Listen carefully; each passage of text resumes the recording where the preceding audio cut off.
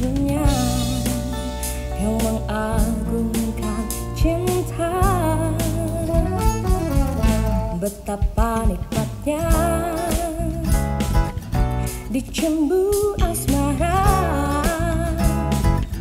bagai embun pagi yang menyentuh rumputan. Oh cinta, akan ku berikan kaki hatimu yang damai. Cintaku gelora asmara, seindah bayung senja. Tiada ada yang kuasa melebihi indahnya nikmat bercinta.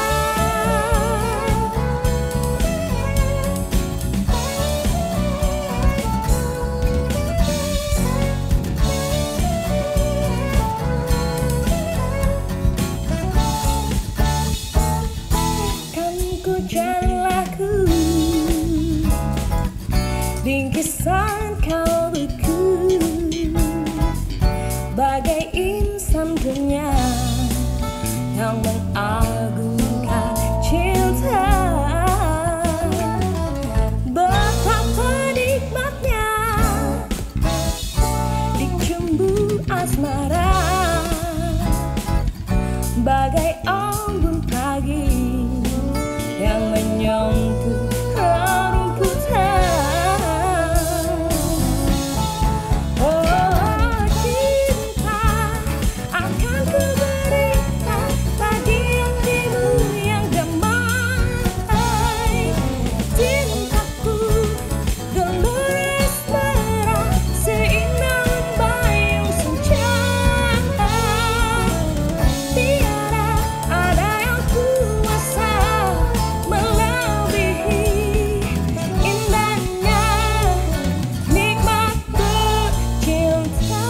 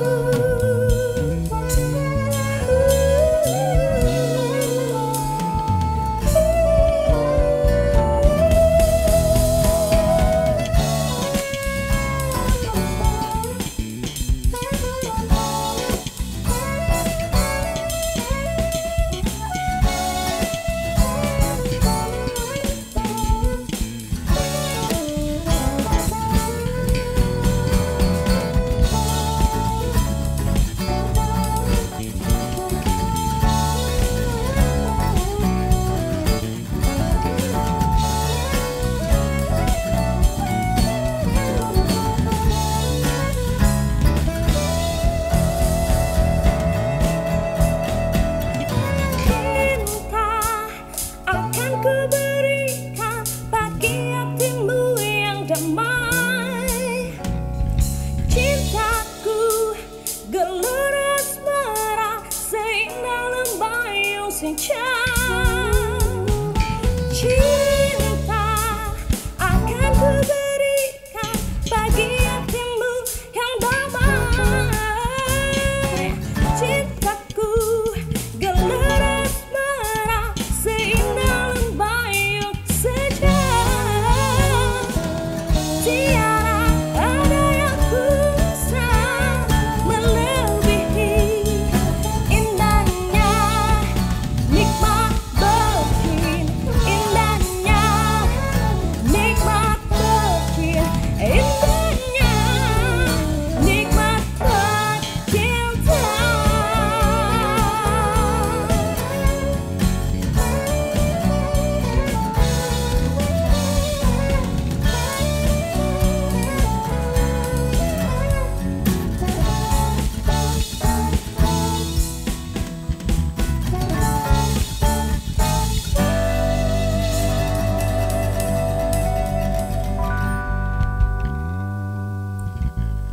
Profesional muda BUMN bisa apa?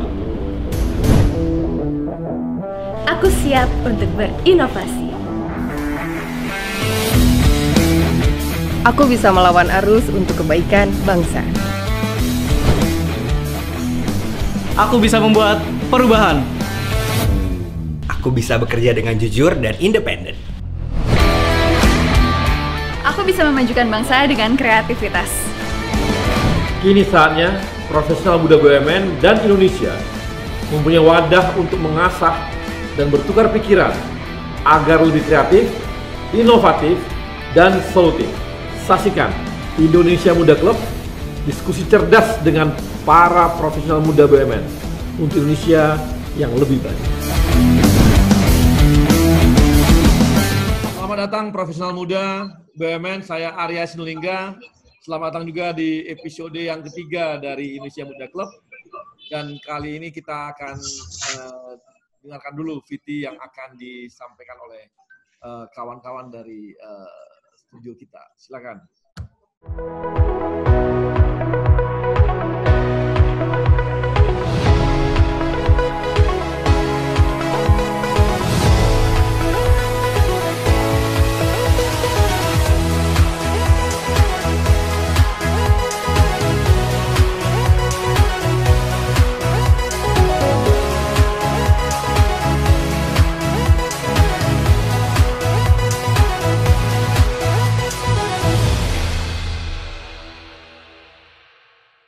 Indonesia Muda Club adalah ajang komunikasi solutif dari profesional muda di BUMN di Indonesia, dan sekarang juga kita kembangkan untuk mencari profesional muda yang ada di luar BUMN, dari teman-teman kita yang swasta, yang memang di corporate-corporate yang memang maju juga, yang banyak memberikan kontribusi untuk Indonesia dan dunia juga. Dan kita juga akan membahas isu strategis di Indonesia Muda Club dari pandangan-pandangan teman-teman dari profesional muda, dari kalangan-kalangan milenial, dan tentunya ini akan memberikan hal-hal yang dinamis, segar, dan penuh wawasan gitu. Apalagi kita tahu bahwa kawan-kawan muda punya ruang yang lebih besar, lebih luas, jaringan lebih luas untuk melihat masalah, mencari solusi, memiliki jaringan, dan membuat mereka juga semakin matang dalam menyelesaikan solusi-solusi. Dan itulah yang akan kita hadirkan di Indonesia Muda Club. Dan untuk juga kita tahu bahwa Indonesia Muda Club ini adalah caranya kami dari BUMN untuk memberi ruang kepada mereka menyampaikan ide-idenya supaya teman-teman milenial baik BUMN maupun Indonesia bisa melihat insight-insight yang berbeda dari sisi teman-teman BUMN dan teman-teman di corporate swasta lainnya yang memang selama ini banyak memberikan dukungan bagi Indonesia gitu. Dan untuk itu kita akan dengarkan lagi ini lucu-lucuan dari teman-teman di Indonesia Muda Club.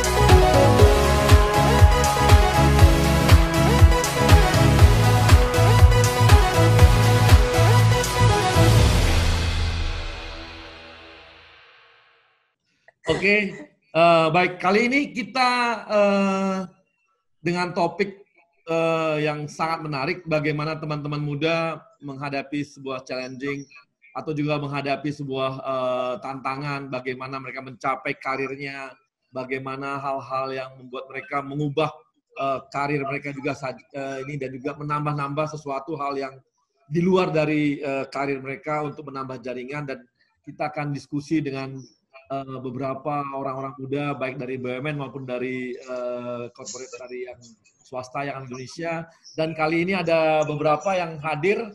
Yang pertama ada Alamanda S. Santoso. Alamanda ini adalah founder atau presiden di Binar Academy. Ya, ini kabarnya adalah akademi para hacker. Nggak tahu juga bener nggak sih? Jangan bikin gosip, Bang. Oh gitu ya. Baik, kemudian juga adalah anggota tim kajian SDM Ekonomi. Kemudian pernah juga di PP People Journey dan People Culture di Gojek ya. Gitu ya Mbak Alamanda ya? VP Product and Technology juga, Pak. VP Product and Technology di Gojek. Jadi kabarnya Mbak Alamanda ini adalah orang yang pertama sekali membuat bersama teman-temannya aplikasi Gojek yang tradisional tuh ini Mbak Alamanda yang pertama buat gitu. Tapi dikatakan tradisional juga udah modern pada saat itu gitu. Dan kemudian ada juga Mbak Christine Huta Barat. Mbak Christine ini sekarang Alamanda juga adalah komisaris di mana Mbak Alamanda? Mandiri Capital, Bang. Mandiri Capital. Pemuda BUMN kita ini, Bang. Berada di keluarga BUMN. Ini komisaris muda. Usia berapa, Mbak? Aduh, malu. 32, Bang. 32. Nah, masih sangat muda gitu. Masih sangat muda sama saya ya, beda-beda setahun lah. Iya. Pas. Nolnya digelindingin satu. Oke, kemudian ada Mbak Christine Huta Barat adalah direktur di HIN saat ini. Sebelumnya Mbak Christine juga adalah direktur perencanaan di ASDP itu loh. Kapal-kapal kalau Anda berangkat dari Merak ke Bekahuni punya. Atau kalau Anda ke Labuan Bajo itu punyanya ASDP. Kalau yang di Bali juga ya, Pak ya? Iya, dari Bali ke Lombok itu punya kita juga. Punya SDP juga. Punya SDP juga. Iya.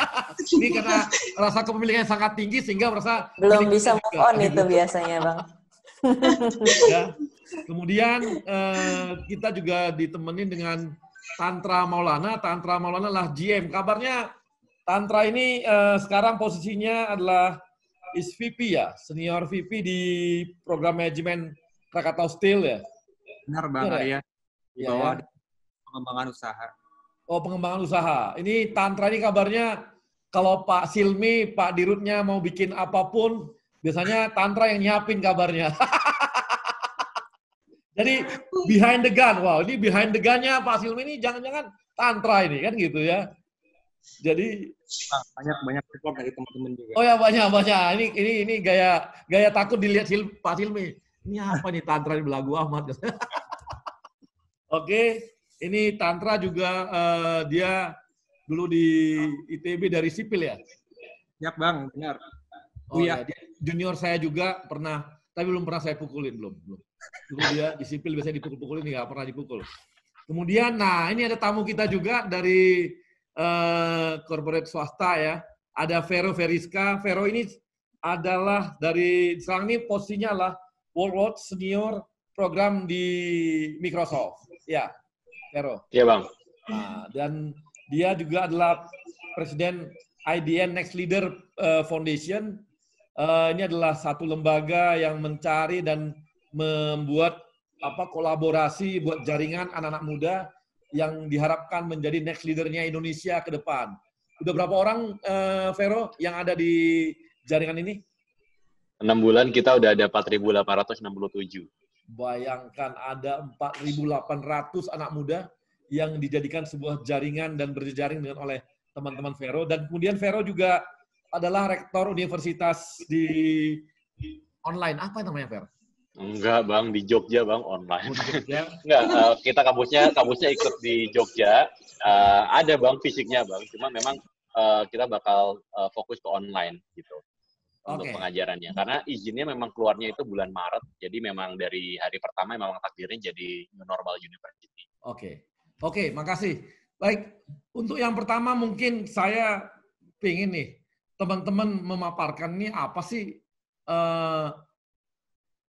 hidupnya teman-teman, bisa cerita nggak? Apa sih yang teman-teman, sehingga teman-teman sekarang mendapatkan karir yang seperti ini gitu.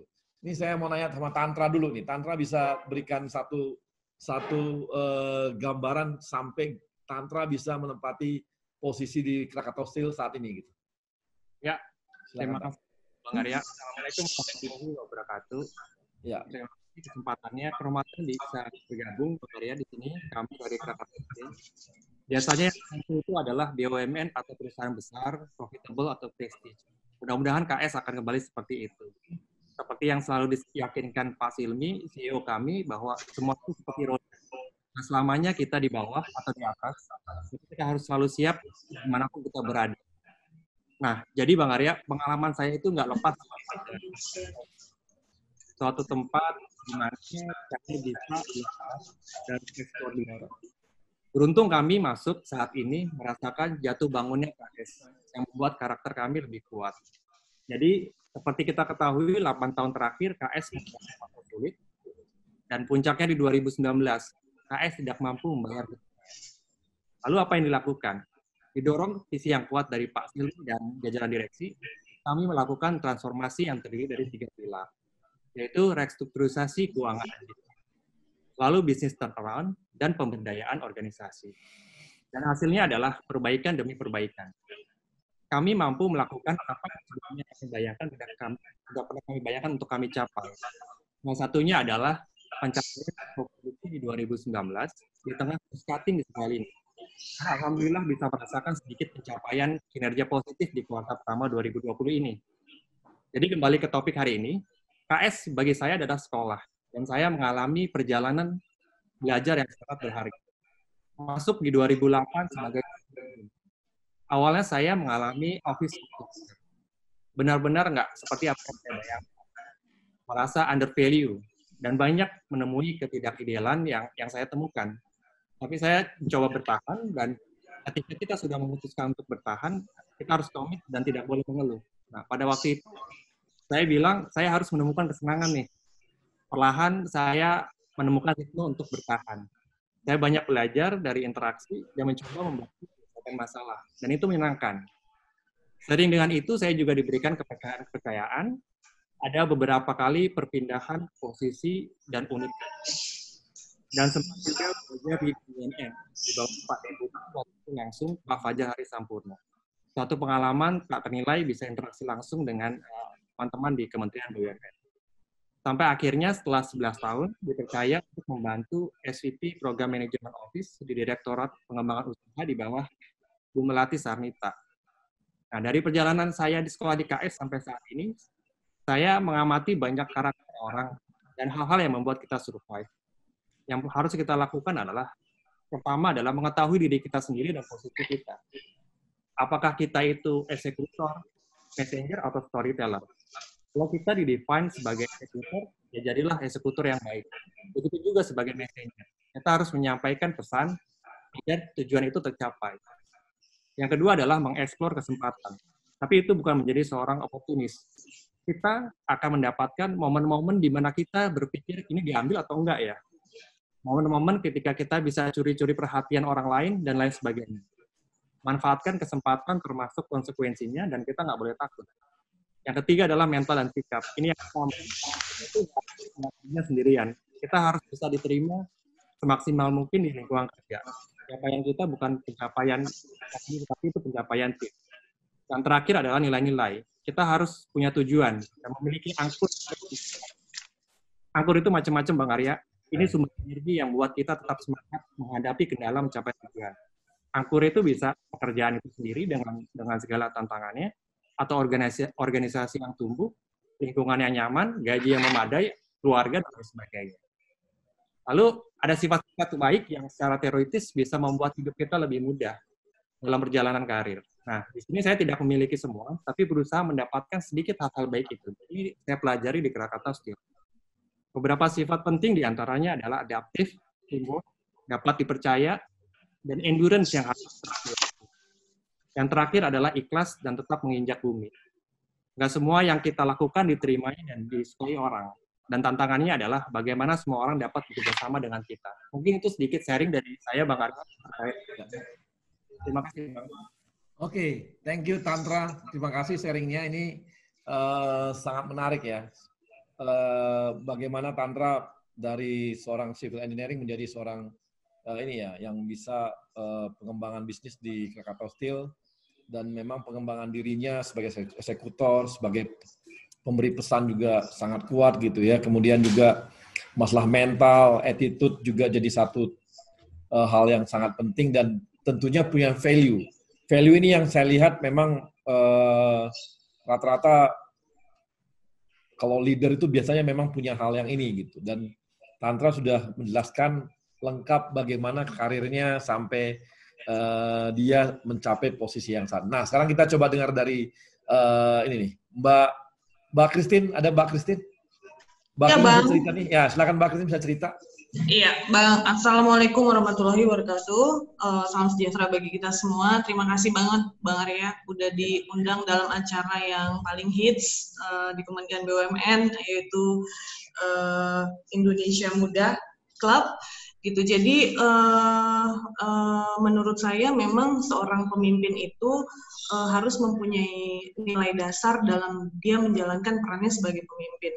Saya background-nya juga dari bukan dari awalnya juga dari private gitu, terus terpanggil dan akhirnya sekitar tahun 2009 masuk ke BUMN dan sampai sekarang gitu. Jadi untuk saya secara pribadi saya selalu terinspirasi dengan kata-kata dari John Maxwell, itu mengenai a leader is one who knows the way, goes the way, and shows the way gitu. Jadi leader itu harus bisa jadi ilham gitu. Jadi dia bisa membuat timnya itu bisa menjadi diri sendiri, tidak dipaksakan gitu. Justru dia membebaskan semua orang, dan ketika leadernya itu udah nggak ada, semuanya berjalan dengan sustain gitu. Jadi policy-policy yang diambil jika itu baik, itu pengikut itu timnya itu sudah mampu untuk melaksanakan apa yang ditunjukkan oleh pimpinan sebelumnya gitu.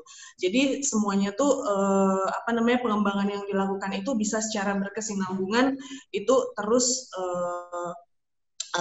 bisa secara berkesinambungan berjalan gitu. Jadi dalam saya proses perjalanan karir saya sampai dengan sekarang itu memang saya selalu ada 3 acuan lah dalam menjalankan peran pemimpin itu. Jadi ada outcome oriented, di mana kita itu sebagai pemimpin itu harus terus-menerus memperbaiki proses secara berkesinambungan. Jadi bagaimana kita menemukan titik optimum dalam satu proses yang efisien gitu. Terutama di BUMN ya Bang Arya gitu. Jadi ini memang PR kita bersama supaya kita bisa menjalankan proses bisnis itu secara efisien. Dan COVID itu pandemi ini itu membuat kita belajar tentang hal ini gitu. Lalu relationship establishment itu bagaimana kita membentuk hubungan dengan stakeholders. Again, kita nggak bisa jalan sendiri-sendiri kemanapun, dan komunikasi itu adalah hal yang penting sekali gitu. Lalu juga bagaimana kita people focus itu komitmen kita untuk mengembangkan terus mutu atau kualitas SDM kita, di mana ini juga menjadi program Pak Presiden untuk menciptakan SDM yang unggul. Lalu dalam menjalankan acuan ini, yang tadi saya sampaikan mengenai outcome oriented ini, ada achievement orientation, ada continuous learning, di mana semuanya ini tuh sebenarnya bagaimana kita mencapai sasaran yang diperlukan, kerja keras, cerdas, dan berkomitmen agar semua individu itu dapat mencapai tujuan. Jadi mampu membuat rencana pengembangan diri dan menentukan skala prioritas apa sih yang dikerjakan duluan gitu. Continuous learning juga kita bicara mengenai inovasi. Jadi kalau misalnya ada yang muda-muda millennials, biasanya mereka ideasnya itu fresh gitu. Jadi gimana kita selalu berinovasi, menentang asumsi lama, lalu menemukan cara-cara baru yang unik supaya proses bisnis kita dapat berjalan lebih update lagi. Lalu kita terbuka mencari umpan balik selalu, dan terus berproses untuk menyesuaikan diri gitu. Lalu juga ada di relationship establishment ini, tentunya ini stakeholders management, communication, yang karena background saya juga di ASDP Indonesia Fair itu saya sempat menjadi corporate secretary selama 7 tahun Bang. Jadi communication, relationship establishment ini memang menjadi hal yang sangat penting, apalagi seperti pandemi seperti sekarang ini kita tetap harus menunjukkan eksistensi perusahaan kita, tempat kita bekerja gitu. Jadi banyak hal sebenarnya yang bisa kita lakukan untuk memetakan kembali bisnis-bisnis kita gitu. Lalu yang people focus ini adalah tentunya bagaimana kita membangun trust dengan karyawan, lalu membangun kolaborasi, lalu membangun yang namanya performance gitu. Jadi sebenarnya bisa dikatakan pandemik ini kita justru jadi sangat produktif kalau menurut saya, karena kalau misalnya kita ke kantor sehari kita cuma bisa meeting 2-3 gitu. Dengan Vicon ini kita bisa like 8, 9, 10 gitu sehari. Jadi selalu ada hal positif dari kondisi yang terjadi, dan tergantung kita bisa ambil positifnya. Kita bisa ambil positifnya untuk kepentingan kita secara personal dan juga kepentingan perusahaan. Itu Bang, terima kasih. Oke, makasih Mbak Christine. Ini saya dulu waktu di TB masih muda itu latihan LKO itu ya, selalu ada kalimat seperti itu ya. Belajarnya begini, who is a leader? Nah, itu knows the way kan gitu ya. A leader is one who gitu ya. Ini dulu yang awal-awal sekali nih kalau belajar mengenai kepemimpinan. Knows the way, goes the way, and shows the way gitu. Artinya iya, itu keren banget sih Bang, keren banget karena ya. Karena masalahnya itu adalah ketika leadernya udah pergi, biasanya nggak jalan lagi gitu. Yeah. Tapi kalau misalnya kita ikutin itu, ketika leadernya siapapun dan dia udah pergi pun itu tetap jalan gitu. Ya, makasih Mbak. Oke Mbak, nah sekarang kita masuk ke Vero nih. Nah, ayo Ver, gimana nih sampai karir yang sekarang ini kira-kira apa yang Vero alami gitu dan bisa cerita-ceritakan untuk teman-teman profesional muda di BUMN nih. Oke, tadinya gue nyiapin slide juga sih Bang, cuma karena suruh cerita, akhirnya gue tadi WhatsApp, biar nggak usah pakai slide lah, kita cerita aja. Jadi mungkin kalau aku reflect mungkin ya Bang ya, ada 4 kali ya. Pertama adalah find your why, alasan kenapa kita ngelakuin apa yang kita lakuin itu apa. Jadi gue kasih background dulu. Gue tuh lahir di Pekalongan. Bokap gue meninggal waktu gue umur 1 tahun. Nyokap gue gedein gue sendirian. Dan kalau pagi dia kerja di pabrik, ya kan, di pabrik palekat, tenun, sarung itu. Kalau malam dia jahit, jual-jual apalah kayak gitu. Nah dari situ gue benar-benar ngeliat kayak, gue yang yang gue inget itu adalah gue nanya ke nyokap gue, Mah, aku bisa bantu apa kayak gitu. Terus satu hal yang gue bilang, udah kamu gak usah bantu, kamu sekolah aja yang pintar kayak gitu. Biar hidupnya kita enak. Oh ya udah. Cuma itu doang kata-kata itu yang gue ingat seumur hidup gue. Oke. Jadi my why itu adalah ngebahagiain nyokap gue kayak gitu. Jadi memang kenapa gue pingin sekolah yang tinggi sampai S2 segala macam, karena gue pingin selama nyokap gue hidup, gue pingin dia ngelihat gue kayak bangga gitu. Jadi karena kalau kita di Muslim Bang, doa orang tua terutama ibu itu tuh bertahan paling lama, dan jalan kita tuh gak bakal gampang kalau misalnya yang doa itu ibu gitu. Dan gue ngerasa sendiri sih bahwa apa yang terjadi dalam hidup gue itu alhamdulillah gampang, karena kenapa sih? Menurut gue sih karena nyokap gue doa buat gue terus insya Allah tiap hari kayak gitu. Mungkin itu satu. Yang kedua adalah gue tuh dulu S1 di UGM itu gue ambil elektro tapi konsentrasinya IT ya, jadi programming gitu. Jadi gue memang udah belajar programming sebenarnya dari kelas 2 SMP, memang gue suka komputer gitu. Nah, terus tapi waktu lulus S1, gue ditawarin masuk Microsoft waktu itu, Microsoft Indonesia. Role-nya adalah marketing, Bang, marketing manager gitu. Nah, gue kan bukan orang marketing ya, S1 gue kan komputer gitu. Terus gue nanya sama nyokap, Mah, gimana? Ditawarin masuk Microsoft, perusahaannya oke, tapi marketing. Aku nggak ngerti marketing sama sekali. Nah, ini kata-kata kedua yang gue ingat. Kalau kamu udah ngerti komputer, ngapain kamu belajar dan kerja komputer lagi? Kamu tuh ngerjain kamu nggak tahu kayak gitu. Oh gitu ya. Ya udah, gue ngambil lah pekerjaan marketing itu. Dan dari situ lesson learn kedua adalah mau coba hal baru dan keluar dari zona nyaman. Sebenarnya bukan keluar dari zona nyaman sih, tapi gue lebih suka kalimatnya adalah mengembangkan zona nyaman. Karena zona nyaman tuh jangan ditinggalin, tapi kita kembangin gitu. Kalau dulu kita cuma bisa computer science, mungkin kita belajar tentang bisnis side-nya, kita belajar tentang marketingnya, jualannya, dan seterusnya. Nah, terus tahun 2012 itu ada momen juga tuh 2012 itu. Jadi ceritanya Bang, waktu itu gue harus jadi pembicara di Cikarang. Jakarta ke Cikarang kan Abang tahu ya, jauh banget ya Bang. 1 jam, 2 jam itu pakai taksi, capek banget. Pulang-pulang dari Cikarang itu gue udah jam 8 apa setengah 8 masih Jakarta. Gue ditelepon sama salah satu director di Microsoft, ceritanya dia mau closing salah satu deal. terus closing salah satu deal terkendala percakapan tentang teknologi kayak gitu. Dan memang waktu itu yang ngerti tentang produk itu cuma gue. Sebenarnya gue nggak ada urusannya sama produknya dia, nggak ada urusannya sama sales itu. Kalau dia salesnya close pun gue nggak dapat komisi juga anyway. Tapi gue ngeliat jam, aduh udah capek 7:30. Tapi di mana Pak meetingnya? Oh di Plaza Senayan, Fer. Terus posisi gue waktu itu di Semanggi. Oh yaudah Pak, gue meluncur ke sana. Jam 8, 8:30 gue nyampe Plaza Senayan. Terus gue present segala macam di restoran gitu. Terus selang 2 minggu gue baru dengar bahwa deal-nya close and it's a big deal sales waktu itu.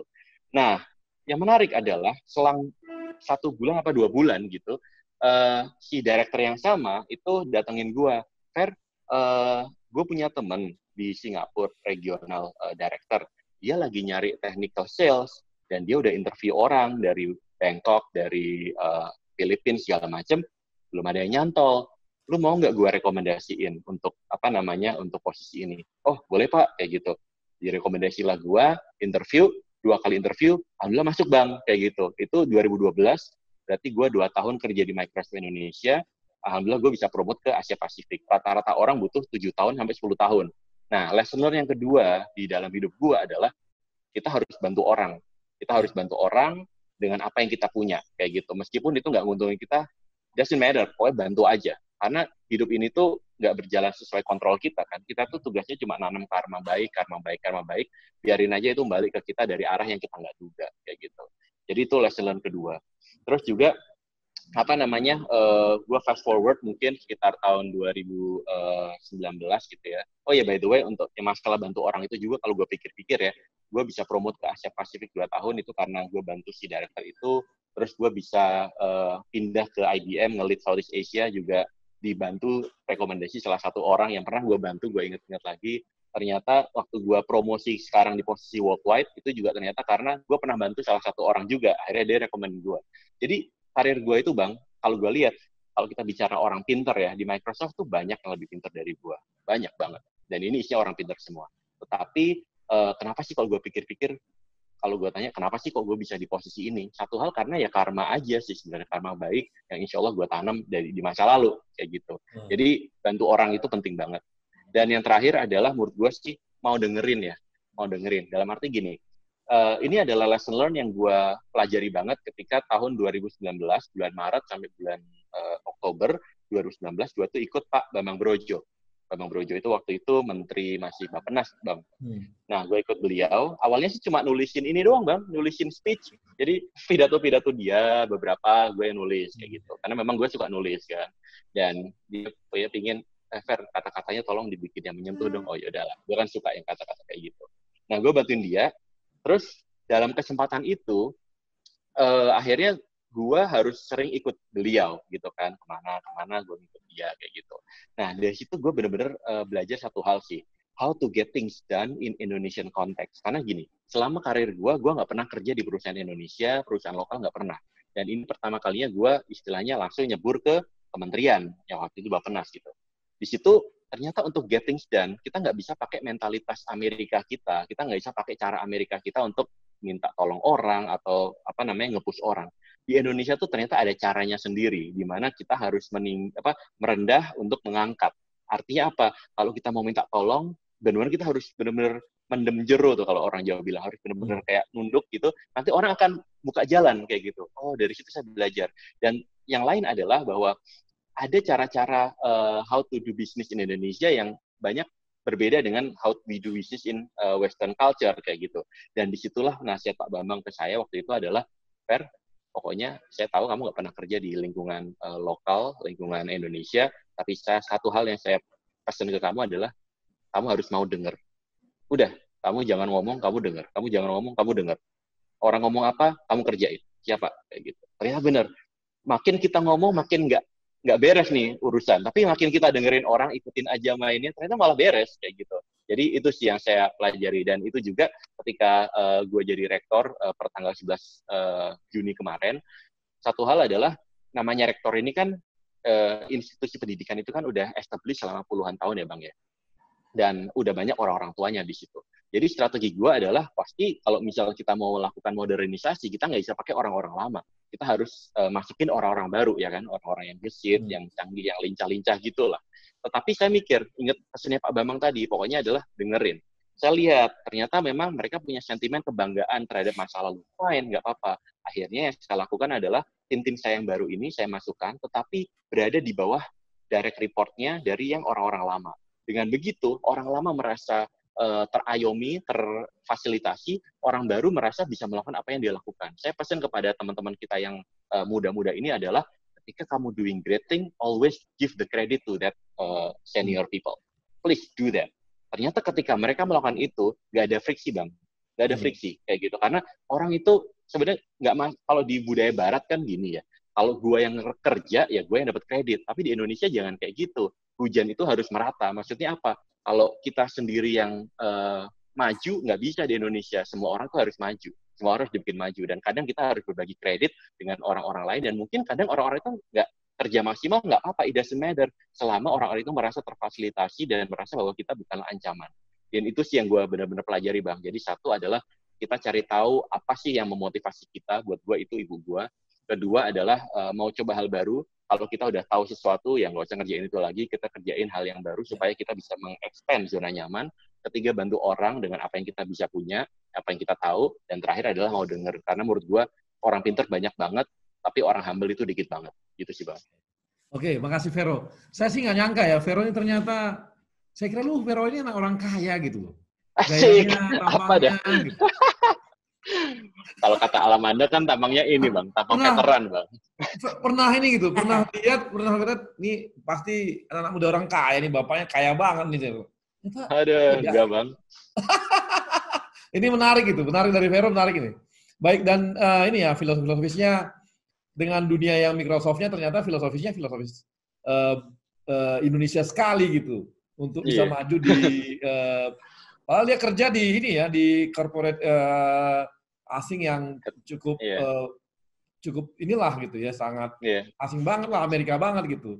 Tapi ternyata saya reportnya langsung alhamdulillah ke US, ke US, Bang. Cuma gini, saya yang pelajari gini, kan kita harus standing out of the crowd, ya kan? Artinya kita intinya harus beda aja gitu. Saya ngelihat semua orang, kalau kita tahu lah kultur Amerika kan very outspoken dan segala macam kayak gitu. Dan everybody taking credit for themselves gitu. Nah, saya pakai budaya Jawa saya, yaitu adalah mikul dhuwur mendem jero. Artinya adalah bos saya pokoknya harus naik. Ya, ini UGM banget lah pokoknya, gitu. UGM banget. Orang Jogja gitu, banget jadi, ini. Tan, itu lu harus belajar banget tuh. Jangan lu gaya ITB yang belagu itu. Ini gaya UGM bener nih. Aduh, gitu Bang. Tapi ternyata malah kayak gitu malah work. Ini Jogja banget ini. Jangan bawa gaya ITB yang sok belagu dan sok jago itu selalu. Harus belajar dari orang gitu. Beda banget gitu. Oke, sekarang kita ke Alamanda. Saya ingin tahu nih, Alamanda kira-kira gimana nih sampai Alamanda sampai di posisi yang sekarang, dan apa saja sih yang Alamanda lakukan gitu. Silakan Alamanda. Iya Bang, oke, terima kasih banyak Bang Arya dan teman-teman semuanya. Perkenalkan dulu, nama saya Alamanda, seringnya dipanggil Ala, my short name. And then Ala ya? Ala. Mohon maaf nih kalau agak-agak tengah-tengah gitu English ya. Indonesia. Terus iya saya bermula dari dunia digital lah ya, dari 14 tahun emang saya udah suka coding Bang Arya. Terus terus abis itu masuklah nih ke dunia teknologi gitu, dan I fell in love with technology, and akhirnya waktu saya masuk kuliah itu pas bapak saya kena stroke yang kedua, akhirnya yang namanya ekonomi keluarga jatuh banget, jadi di situ saya harus struggle banget hidup dari bawah, dari dulunya mungkin di atas banget, terus tiba-tiba mesti balik ke titik nol bahkan minus gitu, dan di situ harus benar-benar cari uang sendiri gitu untuk kuliah dan untuk makan gitu. Dan ya dari sana, tapi karena kejadian itulah akhirnya saya banyak banget belajar, yang tadi saya bilang kayak mungkin saya kuliah di BINUS tapi kebanyakan kuliahnya tuh di jalanan gitu, karena waktu dulu yang ngajar anak SMP SMA untuk bertahan hidup lah gitu. Terus akhirnya saya bikin perusahaan saya pertama kali itu waktu umur 21 tahun, perusahaan teknologi.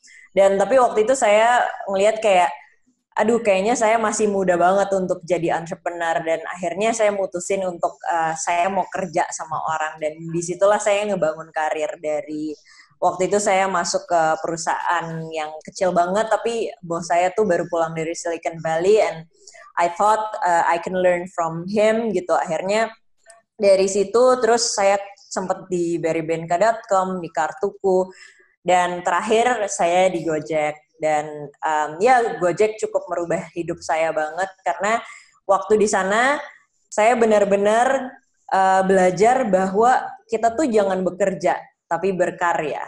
Karena di saat kita berkarya, kita tuh bukan, tujuan utamanya bukan untuk memperkarya diri sendiri, tapi memberikan banyak impact untuk orang lain, yang akhirnya impact itu lama-lama balik juga ke kita gitu. Nah itu yang saya pelajari banget, dan hasil dari saya berkarya di tempat orang, dan mungkin yang tadi Mas Vero juga bilang, saya juga cukup relate gitu. Yang ada di pikiran saya dari dulu tuh bukan nabung uang, tapi nabung experience. Saya dikasih kerjaan apapun sama bos tuh, saya iyain, sampai akhirnya experience saya mungkin jauh lebih banyak daripada uang saya gitu kan. Dan tapi di saat-saat sekarang, experience itulah yang menjadikan uang yang banyak gitu. Jadi buat saya kayak bank yang paling kaya itu adalah otak kita dan hati kita. Bank itulah yang bisa mengenerate uang sangat banyak sebenarnya. Jadi tabung experience, tabung ilmu, dan tabung ilmu juga untuk hati kita gitu. Itu mungkin sedikit ya dari perjalanan hidup saya. Dan sejak keluar dari Gojek, saya ngebangun sekolah namanya Binar Academy. Jadi ini adalah platform untuk teman-teman yang pingin masuk ke dunia digital.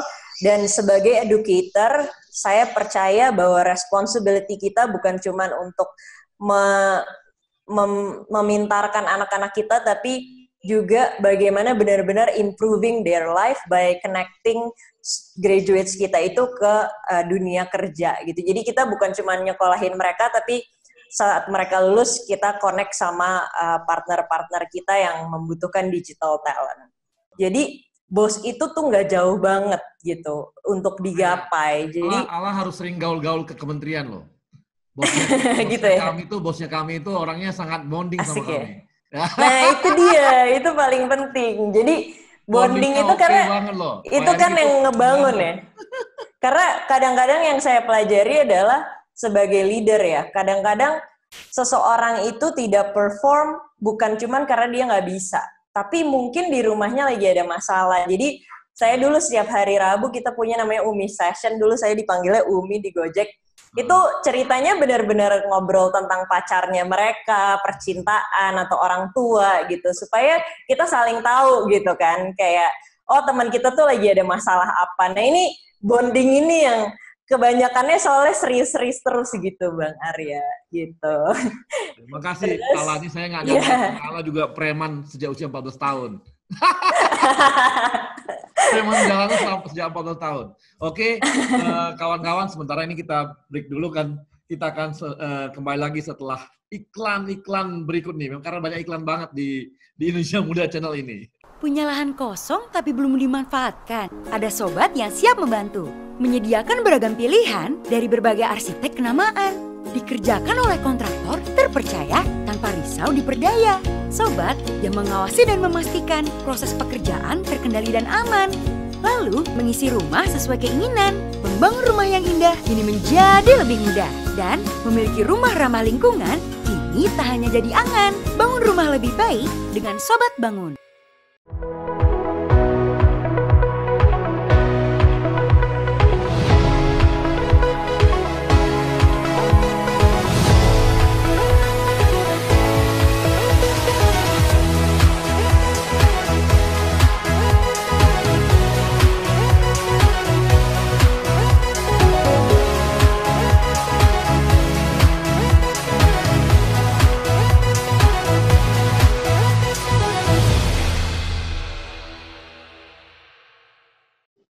Baik, kawan-kawan profesional muda BUMN, kita akan kembali lagi di Indonesia Muda Club, dan kita kembali ke teman-teman kita yang ada di sini. 4 narasumber yang sangat menarik.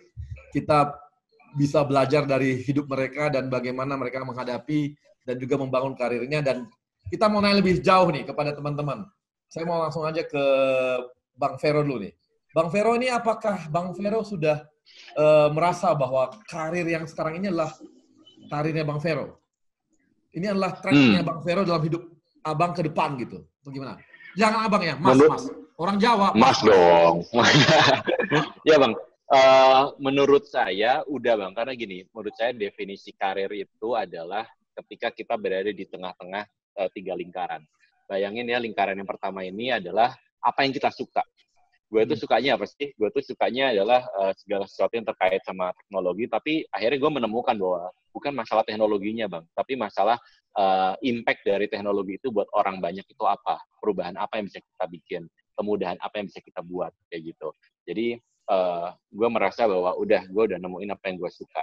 Terus yang kedua adalah apa yang gue bisa. Dan alhamdulillah yang gue bisa, kalau gue ngelihat dari diri gue sendiri adalah skill satu adalah mungkin gue creative thinking mungkin ya. Jadi Abang tahu lah ya, suka banyak ide-ide gila Bang, kita bisa gini Bang, kita bisa gitu Bang. Banyak ide gitu, banyak ide, tapi juga idenya itu bukan asal dari dari kreativitas yang random, tapi ada suatu proses berpikir logis, ada reasoning dan ada proses berpikir terstruktur yang melit sampai kita punya ide itu. Jadi gue suka mikir, gue suka memecahkan masalah, dan gue memang suka untuk doing something yang solving a problem. Problemnya apa tergantung. Kalau kita di marketing berarti problemnya adalah market share, kalau kita di sales berarti jualan, kalau kita di consultant berarti problemnya dari klien, apapun itu. Itu yang kedua. Dan yang ketiga adalah apa yang dunia ini butuhkan. Dan alhamdulillah dari apa yang gue suka, apa yang gue bisa, ternyata momennya pas nih. Sekarang dengan era 4.0, society 5.0, atau whatever people want to call it gitu ya. Itu yang dibutuhkan adalah skill teknologi dan skill untuk berpikir kritis. Dan ternyata skill yang gue punya, apa yang gue suka, ternyata kepake di situ. Nah, dengan begitu, alhamdulillah gue sekarang berada di tengah-tengah 3 itu Bang. Apa yang gue suka, apa yang gue bisa, dan apa yang dunia ini butuhkan. Sehingga ya gue merasa beruntung lah. Nah, tinggal berikutnya adalah karir itu menurut gue adalah ketika kita berada di tengah-tengah 3 itu. Nah, tinggal apa yang kita lakukan, itu bisa macam-macam gitu ya. Saat ini sih gue bisa bilang bahwa gue punya dua peran gitu.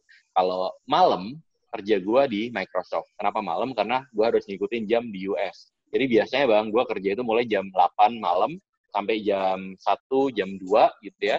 Habis itu gue tidur, jam 6, jam 7, conference call lagi sampai jam 8, setengah 9. Kayak gitu. Jadi polanya gitu terus. Nah, terus jam setengah 9 mandi, ngantar anak sekolah, zaman dulu gitu ya, waktu nggak COVID.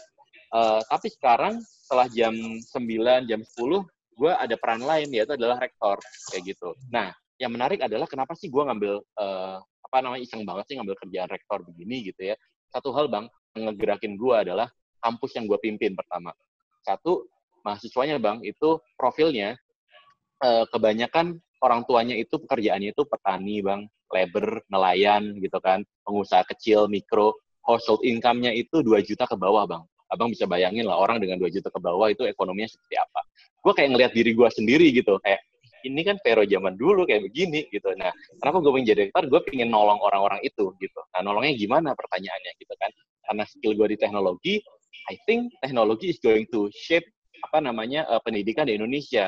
Nah, Dim juga kan punya visi ke situ gitu kan. Dan saya satu hal yang gue tekanin ke tim gue, ke para wakil rektor, pembantu rektor, dan para kaprodi adalah jangan pernah berpikir bahwa kita ini universitas. Kita bukan universitas. Yes, di atas kertas kita universitas. But berpikirlah bahwa kita ini startup teknologi yang punya lisensi universitas. Itu yang gue tanemin. Karena kenapa?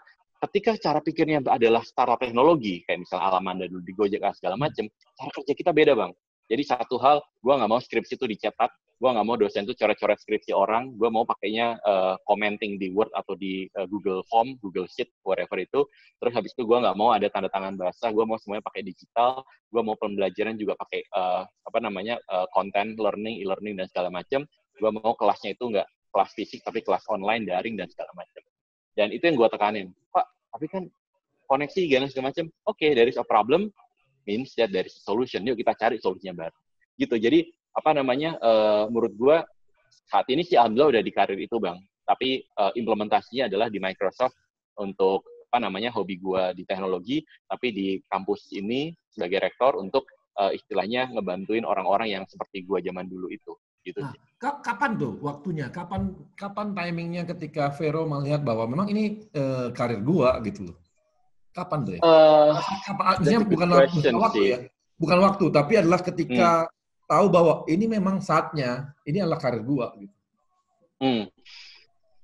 Aku nggak bisa gue nggak bisa mention satu waktu yang pasti kayak tiba-tiba tanggal ini atau tahun ini gue merasa ada momen gitu, enggak, tapi ini kayak perjalanan sih Bang, kayak dulu gue jujur masih nyari-nyari gitu ya, waktu awal-awal kerja di Microsoft gue masih nyari-nyari gue ini apa sih karirnya, apakah gue ini marketer atau apa, ternyata setelah marketing gue pindah ke sales, gue juga ternyata suka sales, terus habis itu gue jadi consultant, menarik juga, nah akhirnya gue reflect kan, gue ini posisinya beda-beda. Harusnya kan kalau kita bicara karir, namanya marketing manager, habis itu marketing director, CMO, dan seterusnya, gitu kan, VP marketing, dan seterusnya. Tapi enggak, gue pindah-pindah. Artinya, memang karir buat gue itu adalah mengexpand zona nyaman, kayak gitu. Dan akhirnya mungkin gue menemukan ini, mungkin baru-baru aja sih Bang, kayak kesimpulan itu, bahwa it's okay untuk pindah-pindah posisi, pindah-pindah role, pindah-pindah peran, tapi yang penting selama gue berada di tengah-tengah 3 lingkaran itu, I'm fine with that.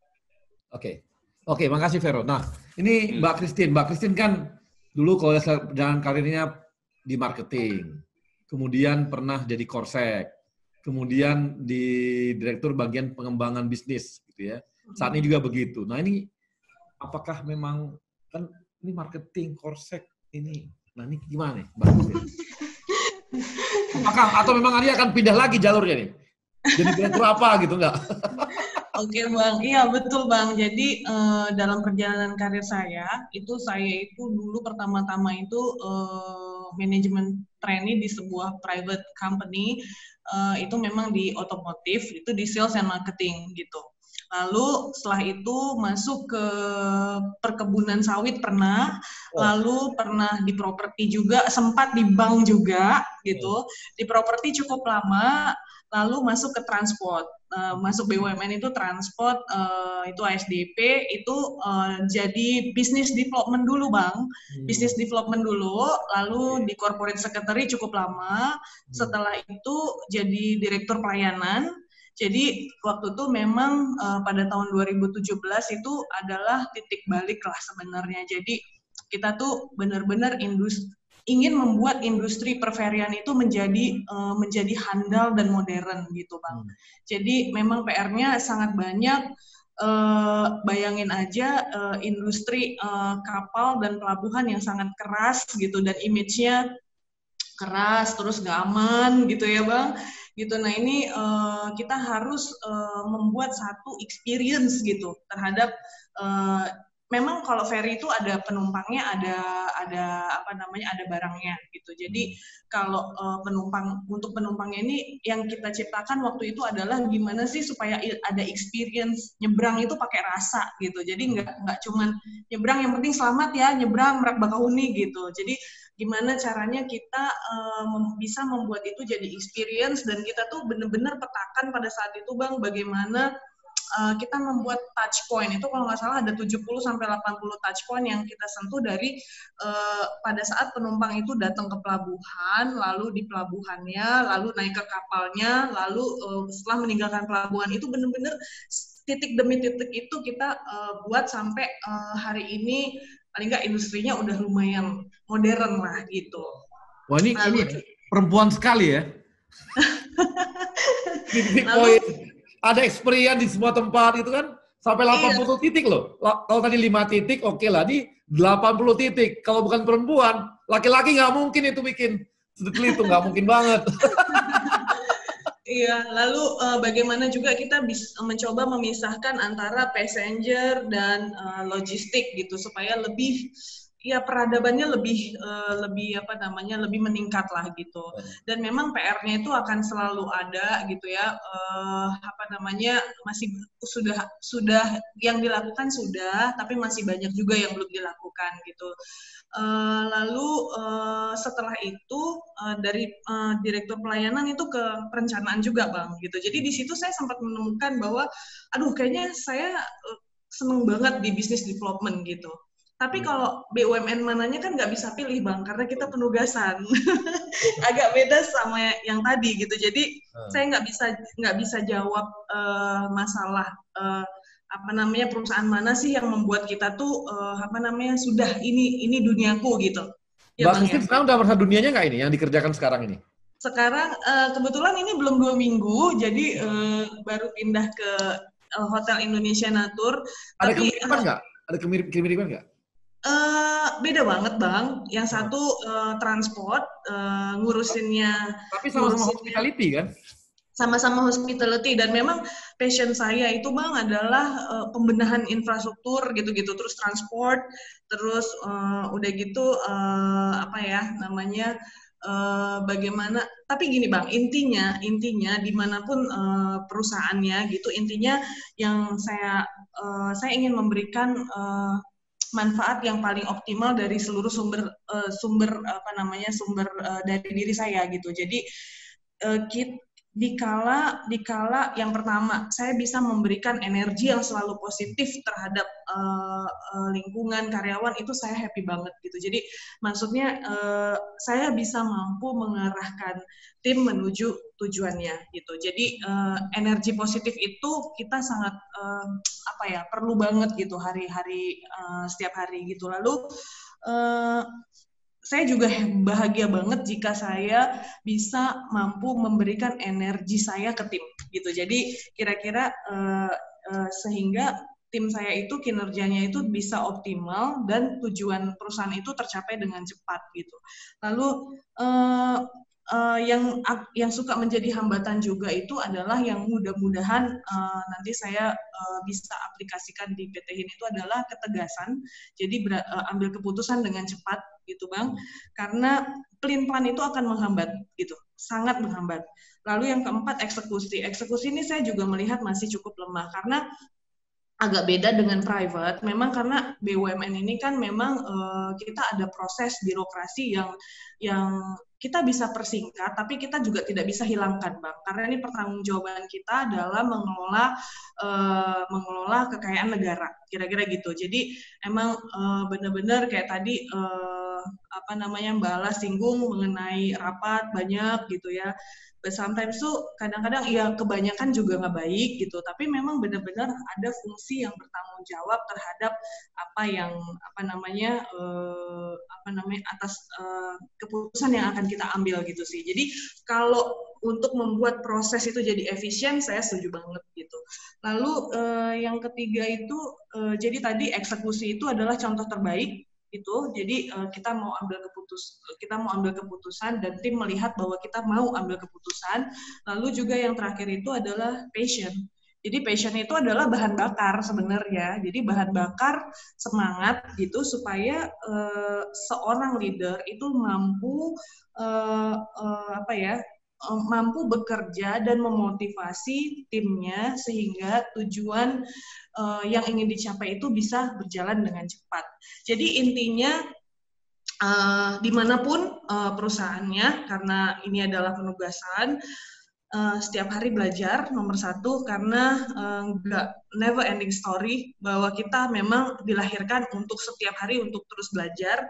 Lalu kedua, mengevaluasi diri, karena kalau misalnya kita nggak mau berubah, nggak mau berubah, dan kita tetap pada view kita sendiri sebagai manusia gitu, kayaknya akan mati gitu. Jadi berubah atau mati gitu aja.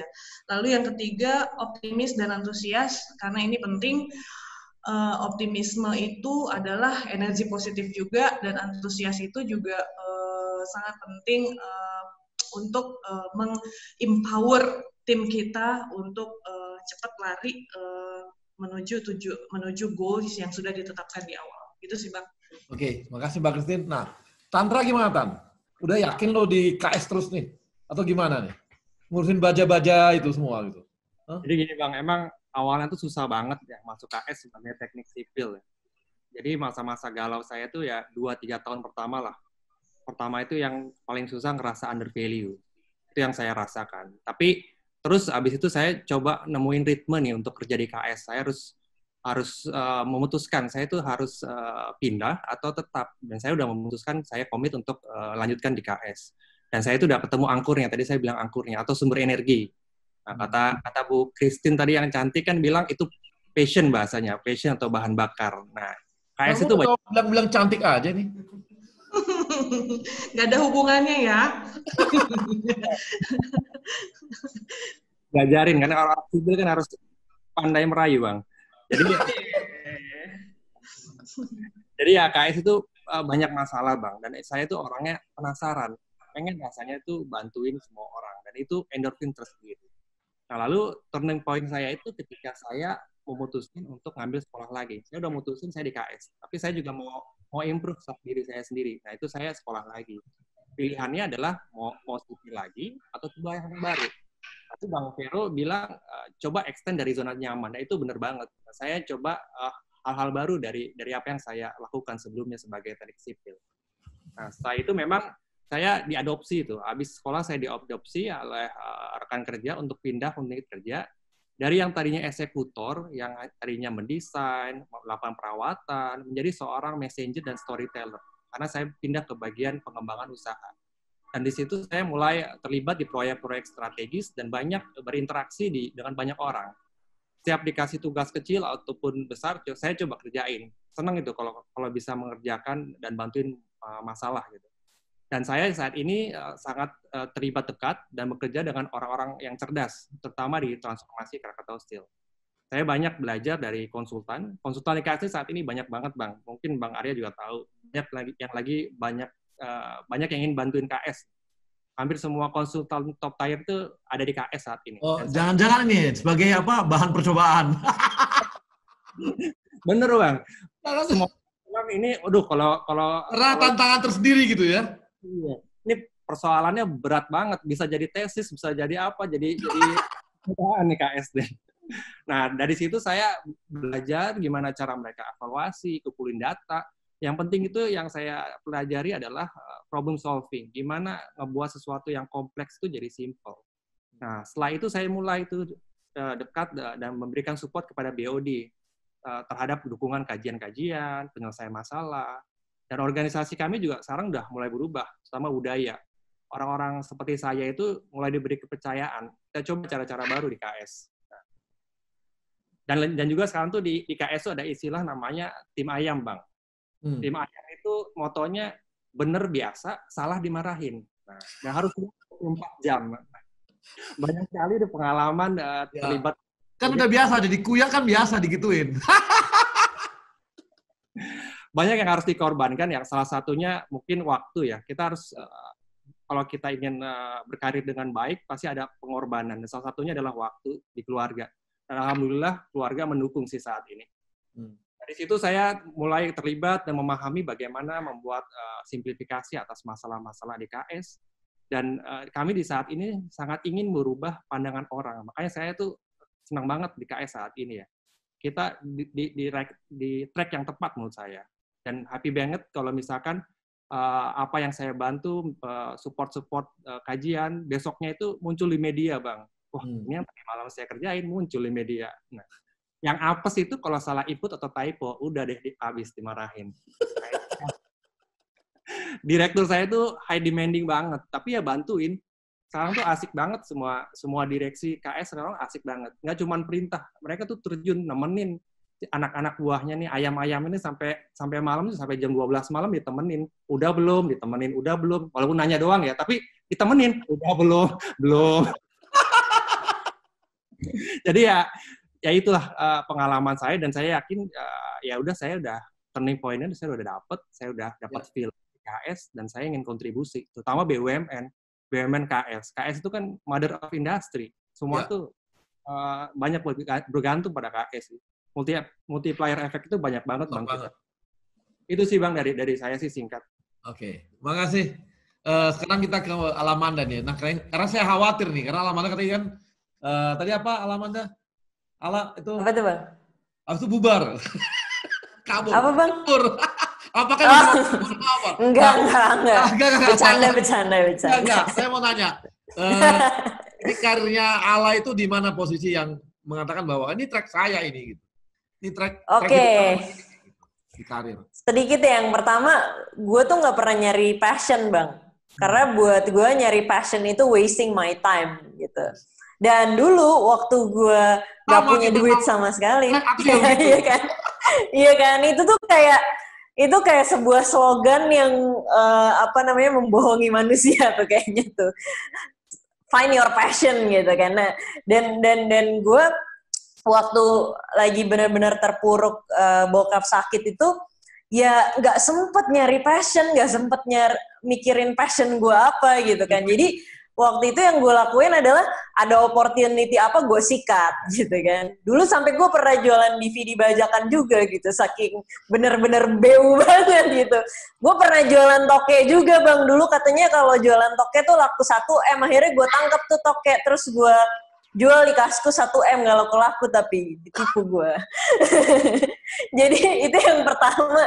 Karena jadi ada opportunity apa, gue coba ambil, gue coba belajar dari situ, jadi apapun itu gitu kan. Dan buat gue kayak, kalau kita kebanyakan mikir gitu ya, kadang orang tuh mau action sesuatu, mau keluar dari suatu tempat untuk mencoba hal yang baru tuh kebanyakan mikir. Kalau buat gue, ting tuh become nothing, Bang. Lama-lama nanti become sinting, gitu kan. Nah, jadi jangan kebanyakan mikir, gitu. Dan dulu mungkin sedikit. Suka banget nih. Kita ketemu nih. Pasti dong. Dan sedikit ya, gue itu dulu ya, Bang, ya, pernah menuliskan cita-cita waktu gue SMP tuh. Emang gue tuh dari dulu karena nyokap gue emang guru, terus bokap juga dulu sempat jadi guru, walaupun dia pas pulang ke Indonesia, waktu di London, dia pulang ke Indonesia, dia jadi banker gitu.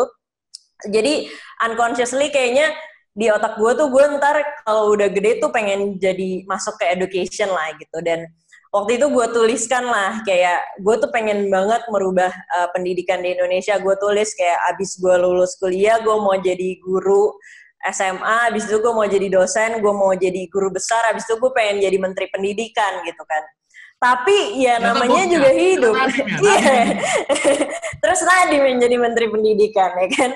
Tapi ya namanya hidup gitu. Ternyata kita udah mau menuliskan itu dan nyatanya hidup itu sangat uncertainty, dan ini gue juga sangat rasakan sejak gue jadi entrepreneur gitu. Nggak ada yang pasti di hidup ini. Jadi ya itu, kalau kita udah kebanyakan mikir, kayak orang Bang kan kebanyakan mikir risk-nya apa gitu. Belum tentu risk-nya juga bakalan kejadian gitu kan. Kita tuh kalau mau bikin inovasi udah mikir kayak nanti bakalan gini, akhirnya nggak jalan-jalan makanya gitu. Karena udah mikir yang belum tentu bakalan kejadian gitu. Jadi dulu gue punya cita-cita tapi nggak ada satupun yang nyampe gitu. Tapi akhirnya yang gue pelajari adalah kita tuh jangan bikin what-nya, tapi kita bikinnya itu adalah why-nya. Yang harusnya gue tuliskan adalah kenapa gue mau ada di dunia edukasi gitu. Karena gue pengen mentransformasi cara orang belajar. Karena dulu waktu gue kecil, gue tuh benci banget sama ke sekolah, tapi gue suka belajar gitu. Karena di sekolah, salah dikit dinilai jelek, terus disuruh berdiri di depan teman-teman gitu, dipermalukan. Padahal ya nggak apa-apa, anak tuh belum bisa, mungkin memang belum waktunya dia bisa gitu kan. Dan setiap anak punya cara belajarnya masing-masing dan punya waktunya masing-masing gitu. Nah itu yang salah satu hal yang mau gue transformasi. Jadi di situ gue belajar adalah yang harusnya kita cari adalah our life purpose. And also saya juga nulis buku judulnya Purpose Living in the Process, karena gue belajar banget Bang dari proses hidup gue gitu. Proses hidup gue itulah yang mengantarkan sampai ke detik ini gitu. Dan itu gue tuliskan di buku gue terakhir gitu. Dan ya kayak sekarang gitu contohnya ya, gue di Binar kan kita social impact banget. Kita tuh 3 tahun kita memberikan scholarship kepada 800 anak student kita gitu kan. Terus tapi di Mandiri Capital ini bener-bener ngomonginnya kan capital gain terus gitu kan. Tapi kalau misalnya gue kayak, jadi gue ada di dua dunia yang sangat berbeda banget gitu. Tapi my purpose itu adalah kalau gue di Mandiri Capital juga gue sebenarnya membantu negara ini gitu. Itu kenapa gue pengen masuk ke sini juga gitu. Gue mengiyakan gitu. Karena waktu itu gue menemukan purpose gue itu di saat, ya yang tadi gue cerita, waktu gue di Gojek gitu. Di saat gue ngebikin sebuah karya yang benar-benar digunakan oleh banyak banget orang yang dulunya mereka cuman dapat 1.500.000 satu bulan. Setelah mereka ikut Gojek, mereka bisa dapat 6 juta, 8 juta gitu satu bulan gitu. Dan mereka itu sangat berterima kasih banget gitu sama gue, yang sampai sekarang tuh mereka suka main ke rumah gue gitu, bantuin ngepel, nyapu gitu, driver Gojek. Udah gitu kalau lagi Valentine apa gue ulang tahun tuh pada datang ke rumah bawain coklat, karena pada tahu kan gue jomblo Bang. Jadi pada Valentine yang ke rumah gue biasanya driver Gojek. Gitu. Jadi ya apa sih highlightnya adalah knowing your life purpose is the most important thing. Dan bukan cuman kayak kita harus ada di company yang benar-benar kayak di Gojek yang ngasih social impact-nya tuh kelihatan banget, tapi kita bisa benar-benar mengartikan purpose itu kalau kita mau lihat gitu. Kayak yang tadi gue bilang, walaupun di Mandiri Capital kita ngomongin capital gain, tapi kita ini juga lagi membantu negara gitu untuk terus menjadi lebih baik. Dan sebagai gue juga, sebagai diri sendiri juga terus menabung experience buat diri gue gitu. Jadi berikan impact ke orang lain dan juga impact ke diri sendiri, bukan cuman yang dilihat hanya materi aja. Karena kalau kita setiap hari cuman mikir, aduh gue harus hit KPI buat supaya gue dapat bonusnya buat apa? Buat ngebayar utang ke istri gue, utang liburan gitu kan. Nah, life is just like that gitu kan. Tapi kalau misalnya kita punya sesuatu, kita bangun pagi, kita mau mendeliver sebuah impact yang besar, itu udah otomatis badan kita tuh gak usah didorong sama siapapun, kita bisa mendorong diri kita sendiri. Itu sih Bang. Siap, makasih Ella. Oke, baik kawan-kawan profesional, kita akan kembali yang setelah satu ini karena seperti biasa sangat banyak iklan-iklan yang mendukung Indonesia Muda Club kali ini. Baik. Berubah itu butuh keberanian. Berani ganti gaya, berani nyobain hal baru, berani keluar dari zona nyaman, berani ganti status. Memang berubah butuh keberanian. Sama seperti kami yang berani berubah jadi Dynamics. Berani kan? Berani, kan kualitasnya sama. Lebih bagus malah. Udah tahu hasilnya bagus? Berani. Ini semangat kami. Semangat untuk berani berubah lebih baik. Bersama Dynamics.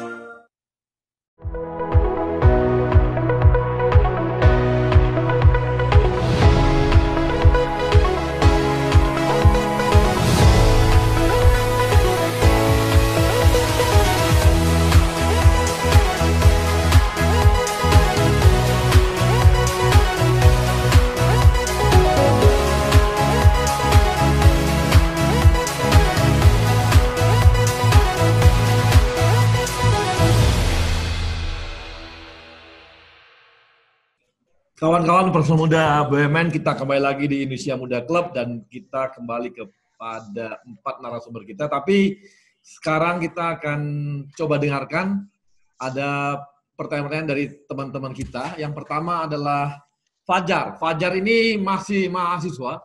Fajar adalah presiden mahasiswanya Universitas Indonesia dan kita sangat senang ya karena memang teman-teman dari mahasiswa juga punya satu link dengan teman-teman dari Indonesia Muda Club sehingga bisa memberikan kontribusi juga, dan kita juga berharap nanti Indonesia Muda Club ini bisa berkontribusi juga terhadap kawan-kawan mahasiswa di seluruh Indonesia. Nah, silakan Fajar kalau ada yang bertanya kepada yang mana gitu. Silakan aja. Oke, selamat sore Abang Mbak sekalian ya. Manggilnya Abang Mbak aja nggak apa-apa ya. Silakan aja. Ya, sebenarnya perkenalkan, nama saya Fajar Adi Nugroho, mahasiswa Fakultas Hukum UI, angkatan 2016, tahun terakhir harusnya. Dan tadi udah disebut kalau saya merupakan Ketua BEM UI 2020. Tadi sebenarnya menarik juga pembicaraannya terkait dengan background masing-masing pembicara berkaitan dengan gimana striving-nya jadi leader dan juga gimana menghadapi keadaan-keadaan yang sulit. Nah, mungkin saya di sini mau coba nanya lebih dalam lagi untuk semua pembicara, sebenarnya in general juga sih, terkait dengan gimana sih tier pengambilan kebijakan dan prioritas pengambilan kebijakan di masa pandemi ini yang mempertimbangkan kesejahteraan pekerja, karyawan, tapi juga di satu sisi juga pastinya nge-uphold gimana supaya business operation-nya itu bisa tetap berjalan dengan lancar kayak gitu. Karena kalau dilihat di pemberitaan kan banyak banget akhirnya perusahaan-perusahaan yang collapse, perusahaan-perusahaan yang akhirnya nggak bisa nyimbangin dua hal itu gitu di waktu-waktu yang sulit itu. Gitu aja paling pertanyaannya dari saya yang mungkin ditujuin ke semua pembicara biar dapat insight-nya juga lebih banyak terkait dengan itu. Terima kasih. Makasih Fajar nih mahasiswa, tapi pertanyaannya berat-berat nih. Sangat berat pertanyaannya nih. Apalagi menanggulangi kondisi corona saat ini untuk bisnis-bisnis kita ya. Kemudian saya lanjutkan ke Vaticano. Vaticano ini adalah karyawan BUMN kita dari PGN, milenial kita. Silakan Vaticano. Oke, terima kasih Bang Arya. Ya. Pertanyaan ditujukan ke Mbak Ala ya, atau Ala deh, biar lebih kesannya milenial. Siap bro. Oke, Ala, ini terkait dengan quote yang tadi itu menarik, terkait opportunity. Nah, sebenarnya di Indonesia itu banyak opportunity yang seharusnya bisa diambil sama BUMN. Nah, tapi kita ketahui bersama, opportunity itu kadang terlewatkan dan bahkan diambil oleh sektor private. Karena ya kita ketahui bersama, proses untuk menetapkan suatu investasi di BUMN itu kan luar biasa panjangnya, luar biasa lamanya. Nah, menurut Ala, ini mungkin juga karena disebabkan bahwa investasi yang dikeluarkan oleh manajemen BUMN itu benar-benar investasi yang bisa mendatangkan revenue atau keuntungan yang jelas gitu. Karena ujung-ujungnya kalau memang itu investasinya merugikan, berarti kan uang negara itu ada potensi kehilangan uang negara, ujung-ujungnya bisa diperiksa gitu loh Ala. Nah, Ala ini kan dari dulunya sektor private Gojek. Kemudian sekarang di Mandiri Capital ya Ala ya. Kira-kira bagaimana sih tipsnya atau mungkin sharingnya dari Ala untuk bisa mengkombinasikan agar investasi yang sebenarnya sudah ada di depan mata, opportunity-nya itu bisa diambil oleh BUMN. Itu aja Ala. Terima kasih. Terima kasih. Terima kasih Vaticano. Sekarang kita, nah ini dari jauh nih, dari Auckland, ada Agus Setiawan. Ini adalah milenial kita dari PLN. Silakan, Agus. Oke, makasih Bang Arya. Assalamualaikum warahmatullahi wabarakatuh. Selamat sore semuanya, waktu Indonesia. Perkenalkan saya Agus Setiawan dari PLN. Saat ini melanjutkan pendidikan master di University of Auckland. Sebenarnya pertanyaannya gampang aja. Untuk semua, in general untuk semua, gimana sih tips-tips atau kiat-kiat melahirkan jiwa kepemimpinan kepada para pegawai milenial gitu. Karena segmentasi Indonesia Muda Club kan kebanyakan untuk para milenial gitu.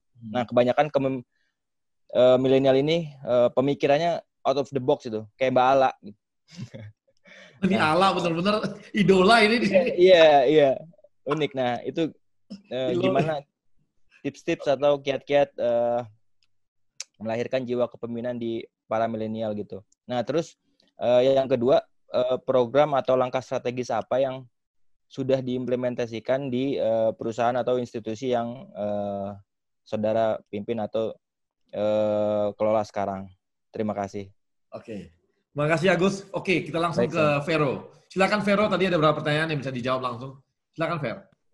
Waduh, langsung ke saya. Kirain ke Ala dulu. Ala nanti aja terakhir. Save the best for the last ya. Oke, yang pertama dulu mungkin.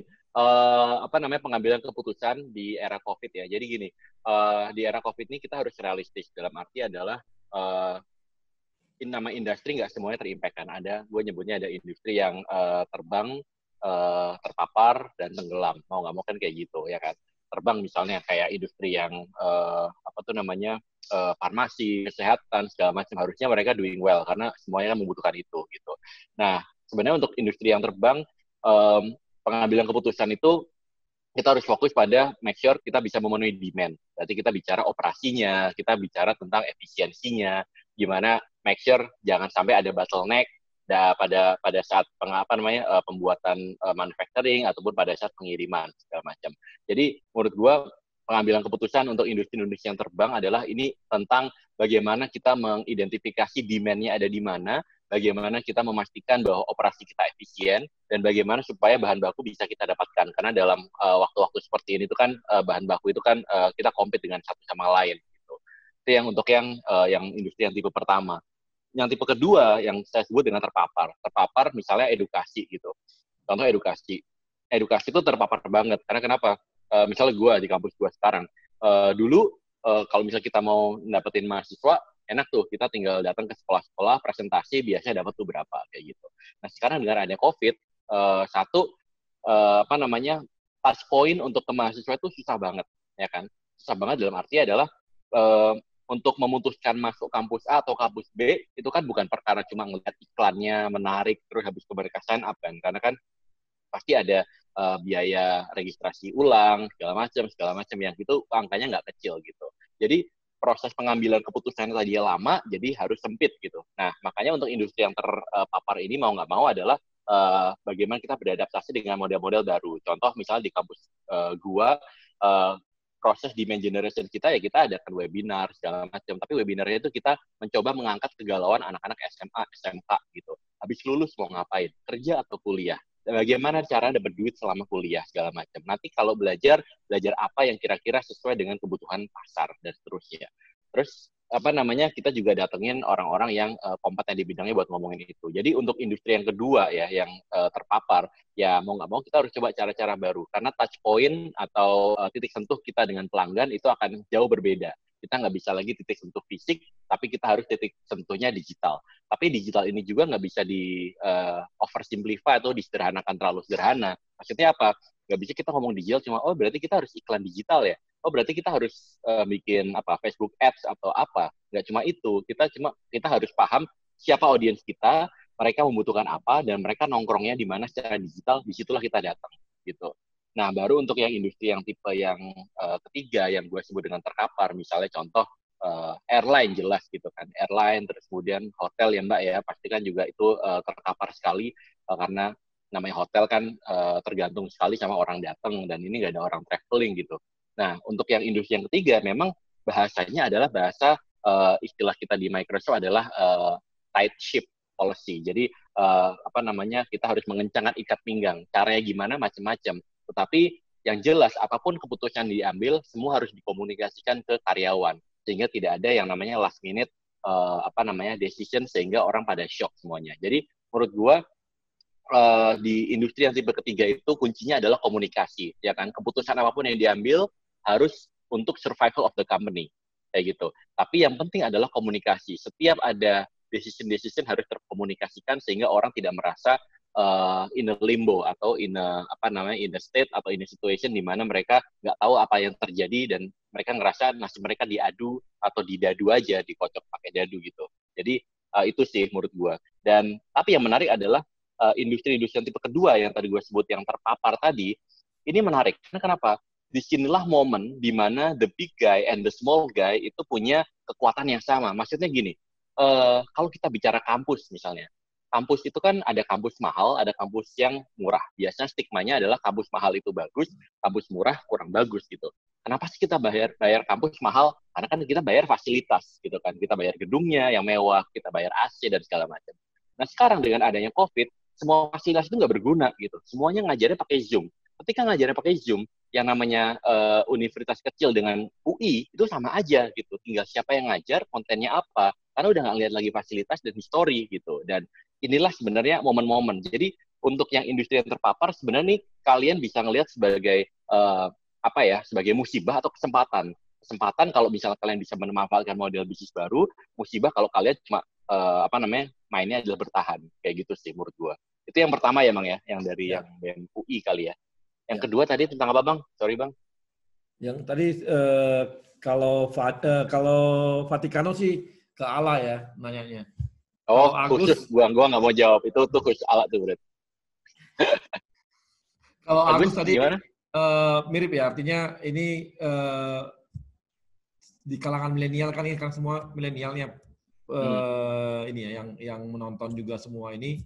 Jadi kira-kira hampir mirip juga dengan leadership dan sebagainya yang tantangan-tantangan yang dihadapi di ini ya di BUMN dan bagaimana supaya BUMN itu tapi memang mungkin Vero juga agak susah menjawabnya karena berhubungan dengan ini ya tadi apa. Oh tadi kalau itu si Vatikano yang susah jawab tadi karena di berhubungan sama BUMN. Tapi kalau tadi Agus sih dia mirip juga, hampir sama-sama dengan leadership kali ya. Mungkin aku jawab general aja kali ya in leadership. Dan yang menarik Bang, ternyata dia kenal sama istriku Bang. Istriku kan juga di PLN juga. Ternyata dia pernah meeting sama istriku. Si gitu? Bang Agus ini. Iya, kayak gitu. Tadi aku tanya, oh kenal ini? Oh iya, kenal ternyata. Ya udahlah, dunia sempit. Anyway, terkait leadership ya. Menurut gue sih gini, anak-anak muda jelas idenya banyak. Tapi gini, yang gue amatin adalah ide itu overrated ya. Dalam arti adalah selama kita punya proses berpikir dan struktur, ide itu bisa dibikin. Dan ide itu muncul karena suatu suatu proses yang runut sebenarnya.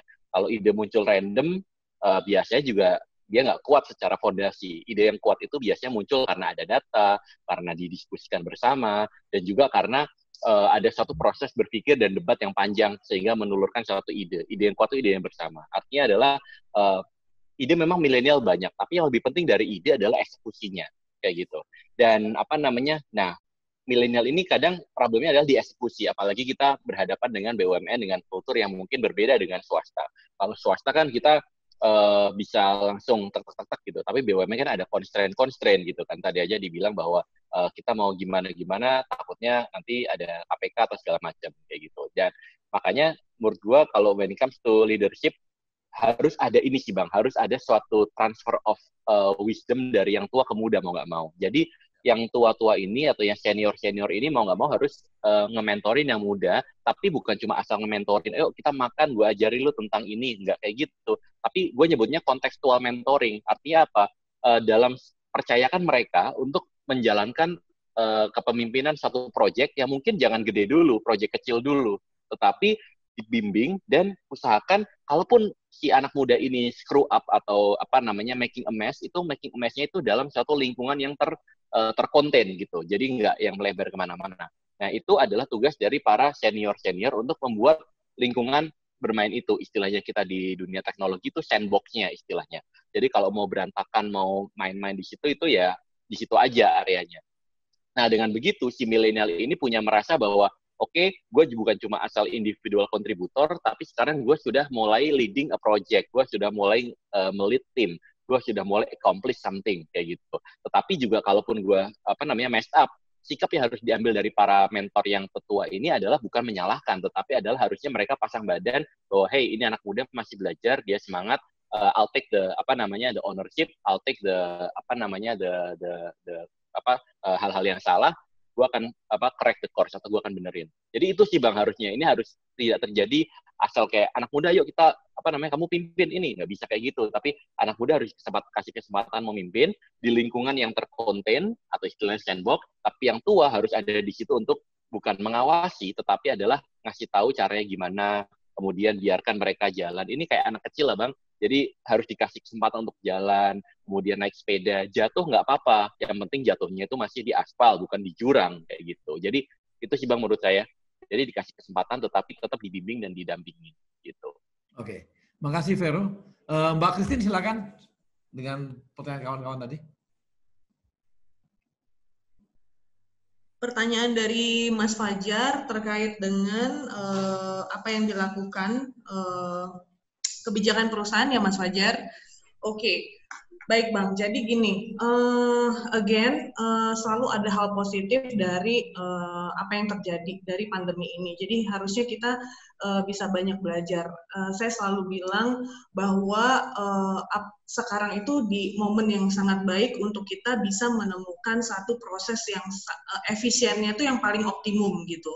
Nanti pada saat pandeminya selesai, kita sudah bisa melaksanakan proses dengan bisnis proses yang sangat efisien ini, terus kita ada recovery, lalu kita growth, itu akan sangat baik nantinya dalam kita mengelola perusahaan di mana kita masing-masing sekarang. Jadi yang pertama itu momentum yang sangat baik untuk meremapping kembali bisnis gitu ya Bang, untuk mengidentifikasi kembali kekuatan kita dan kelemahan kita di masing-masing wilayah gitu. Misalnya seperti sekarang saya di Hotel Indonesia Natur gitu. Jadi gimana dalam sales atau kita dalam memboosting revenue itu, tentunya kalau kemarin maksudnya ada hal yang kurang optimum, kita bisa lakukan optimalisasi di area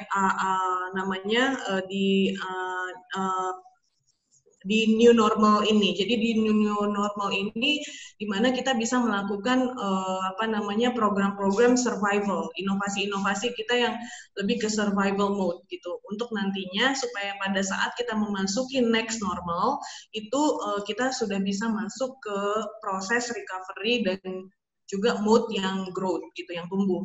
Jadi kalau ngobrol Bang sama teman-teman gitu, banyak yang bilang bahwa COVID-19 itu sementara doang, nanti juga selesai gitu kan. Kan siklusnya gini, diidentifikasi nih korban terinfeksinya, lalu jumlahnya melonjak, lalu korban meninggal mencapai puncak, lalu turun kan, jumlahnya menurun, lalu krisisnya berakhir gitu. Terus kita semua cuman wait and see, nunggu perkembangan sambil lihat-lihat, nunggu normal aja. It's not gitu. Maksudnya kondisinya itu akan terus seperti ini, dan kita jangan sampai terjebak dalam pikiran pola pikir a boiled frog gitu. Jadi nggak mau berubah. Padahal dari pandemi ini behavior yang paling dasar pun sudah berubah gitu. Jadi ini justru momen yang bagus untuk kita menyusun strategi ke depannya gitu. Jadi untuk di Hotel Indonesia Natur tentunya di kepemimpinan Pak Iswandi pada saat ini, dan juga dua direktur lain dan saya yang baru bergabung, saya sangat apresiasi sekali terhadap teman-teman di Hotel Indonesia Natur yang setiap hari selalu melakukan survival innovation gitu. Jadi inovasi-inovasi survival, karena memang nggak ada tamu yang datang, nggak ada yang dine in gitu. Jadi revenue-nya dari mana, sedangkan aktivitas operasinya ada gitu. Jadi teman-teman tuh banyak sekali sudah melakukan survival innovation tadi. Contohnya seperti mereka bikin program-program work from hotel gitu. Jadi menawarkan harga yang lumayan murah untuk sebulan, paket promo gitu. Jadi mereka bisa terus gencar melakukan promo, misalnya harga yang murah per bulan, supaya okupansinya tuh nggak terus kosong dan cash flow kita mandek gitu. Jadi itu salah satunya. Lalu ada juga untuk kondisi sekarang itu cash is the king. Jadi benar-benar kita butuh cash supaya kita bisa tetap operasi. Gitu. Jadi ada juga program-program seperti pay now, stay later gitu. Jadi kita mendapatkan cash sekarang, tapi tinggalnya nanti setelah pandemik gitu. Lalu ada juga salah satu pendapatan terbesar dari perhotelan itu kan juga F&B. Jadi di F&B juga teman-teman itu melakukan survival innovation, seperti kayak misalnya food delivery, order langsung ke rumah dengan kelas hotel, lalu juga frozen food, makanan-makanan yang ready to eat, karena pelanggan dine-in yang datang ke hotel tuh benar-benar merosot gitu. Lalu juga mungkin nantinya kita bisa kembangkan juga kayak on-demand cleaning service, jadi bisa datang ke rumah-rumah juga untuk melakukan karena hotel itu kompetensi housekeeping-nya itu sangat luar biasa gitu ya.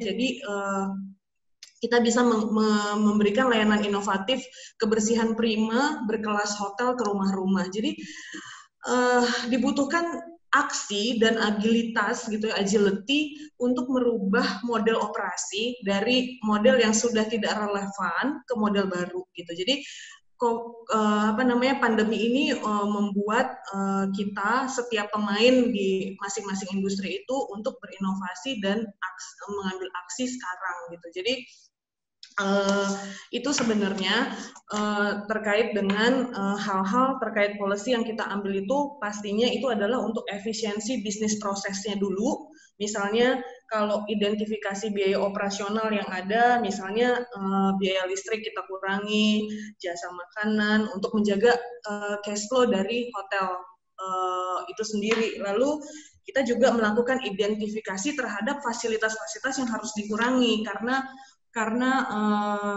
risiko penularan COVID-19 ini, misalnya seperti gym, seperti kolam renang, spa, taman bermain, itu adalah fasilitas-fasilitas yang tidak bisa kita buka gitu.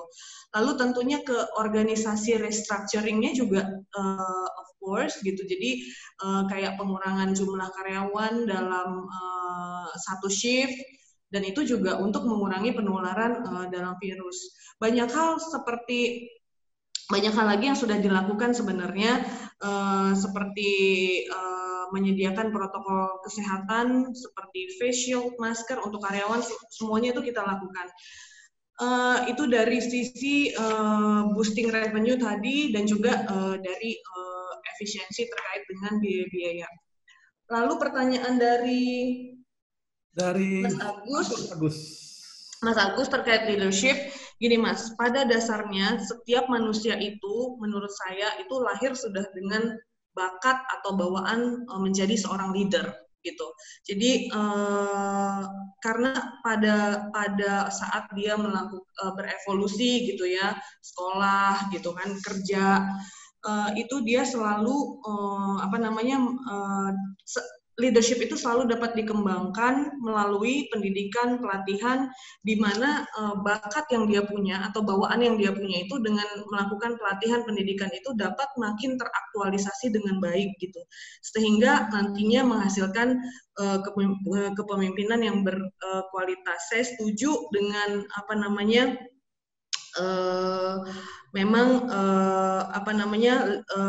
jika itu kembali lagi sebenarnya kepada diri masing-masing gitu loh. Jadi intinya adalah dia punya bakat atau bawaan itu, dan tergantung dari seberapa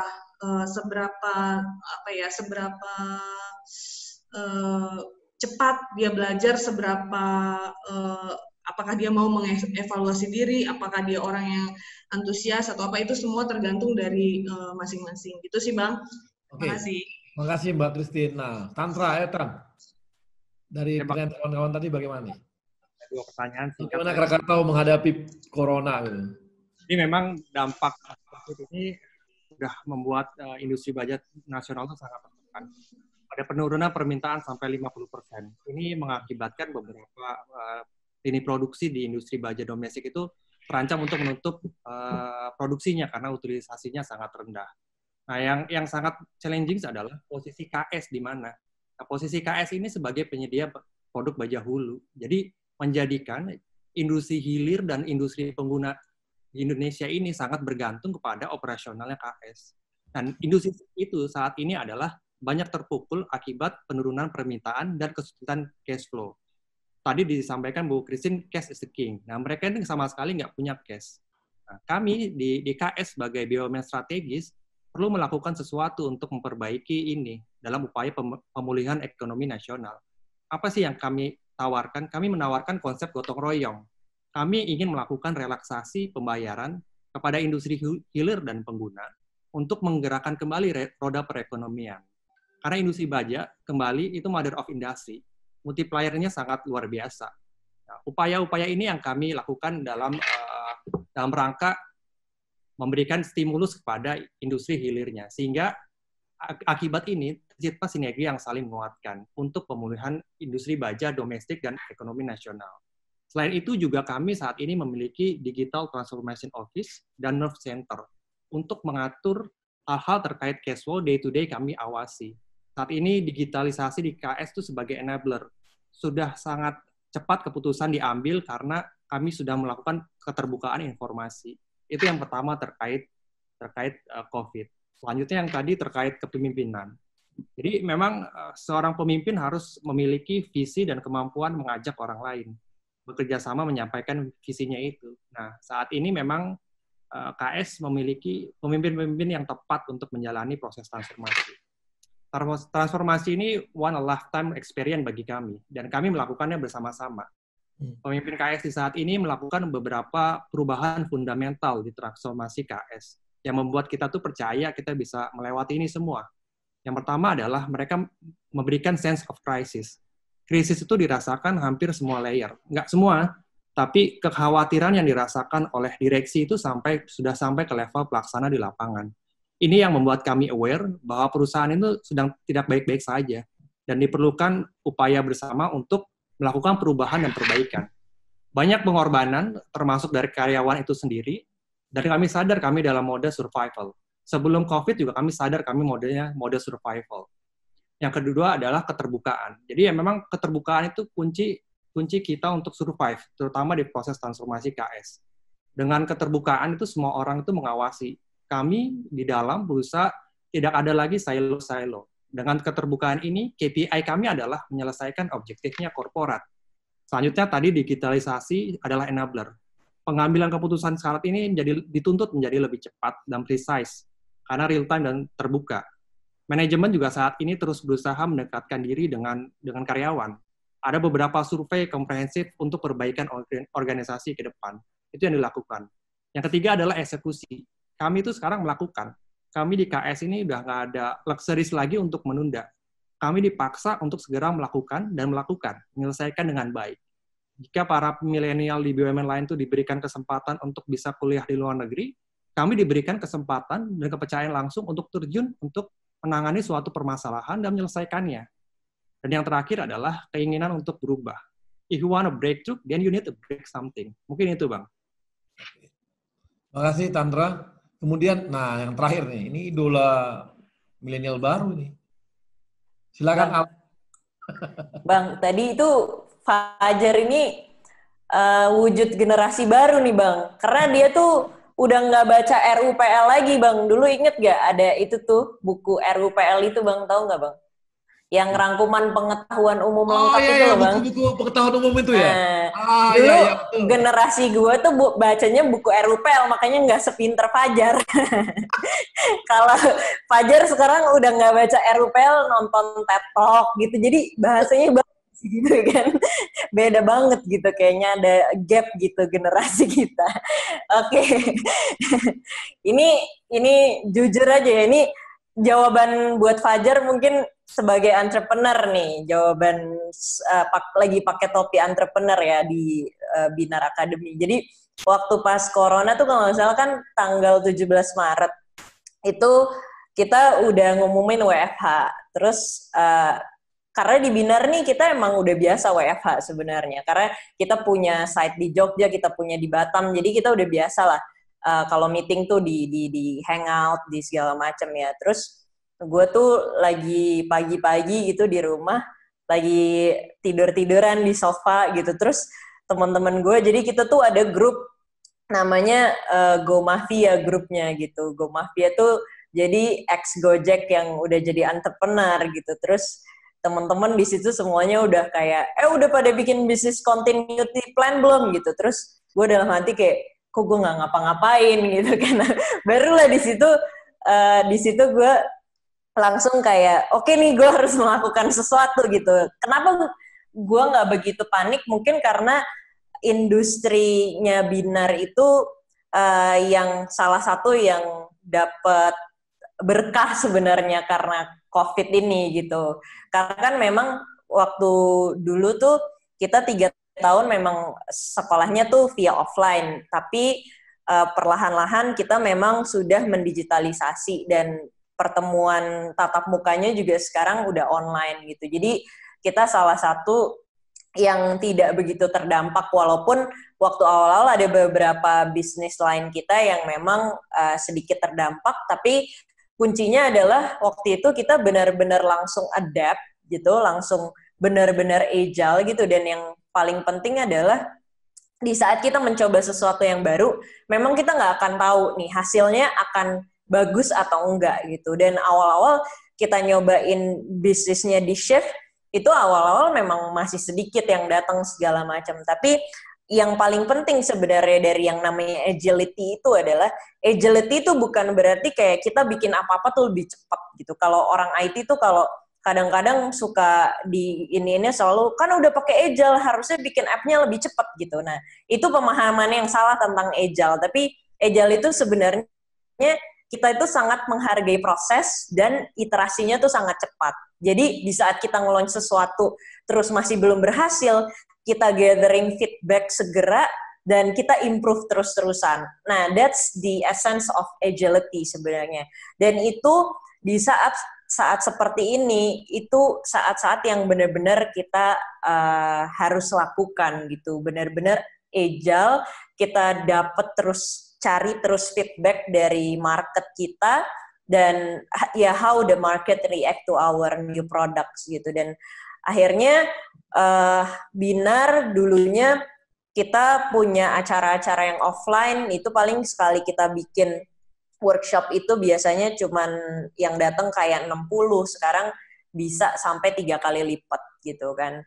Jadi itu sih kira-kira kita punya COVID Project 19. Dan ini yang menarik dari Bro Vaticano. Opportunity yang kadang terlewat dan diambil oleh sektor private ya. Karena ya salah satunya kan kita punya birokrasi yang panjang, dan kadang-kadang ini juga sih yang memang saya lihat di BUMN ini ya, kita itu kan bukan, kalau misalnya melakukan kesalahan yang besar tuh bukan cuman potensi dipecat, tapi bisa masuk penjara gitu kan.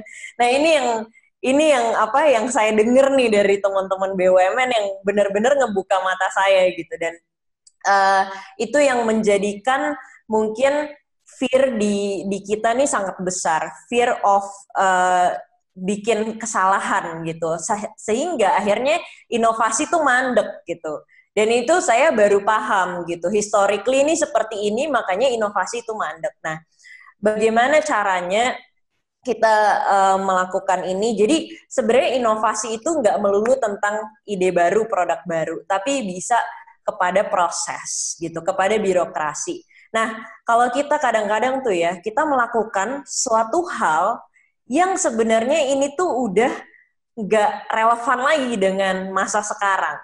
Contohnya kita ngikutin SOP yang ada gitu. SOP ini siapa tahu nih udah nggak relevan di masa sekarang. Jadi itu yang mesti sering kita lihat gitu, kayak apakah yang kita lakukan udah berpuluh-puluh tahun itu masih relevan nggak? Saya paling suka banget sama Elon Musk punya teori namanya First Design Principle, di mana dia itu selalu melihat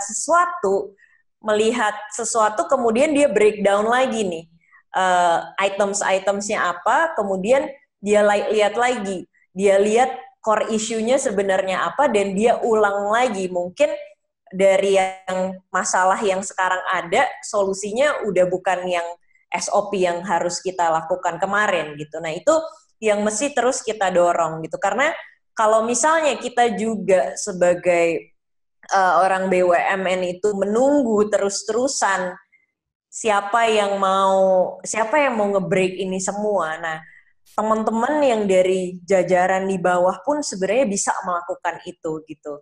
Dan harus berani memang melakukan itu gitu. Jadi proses itu yang coba kita lihat lagi gitu. Dan again yang tadi tentang agility, bahwa kita harus terus, jadi gini, kayak di Mandiri Capital, of course kita pasti pernah melakukan kesalahan, kita pasti pernah invest di perusahaan yang memang kurang baik gitu ya performance-nya. Tapi kesalahan itu jangan kita lihat lagi sebagai kesalahan yang harus kita blame semua orang, tapi bagaimana kita mengambil lesson itu, kemudian lesson itu kita tambahkan di proses yang kedepannya gitu. Jadi itu sih, mengambil lesson dari kesalahan-kesalahan itu yang harus kita tekankan gitu.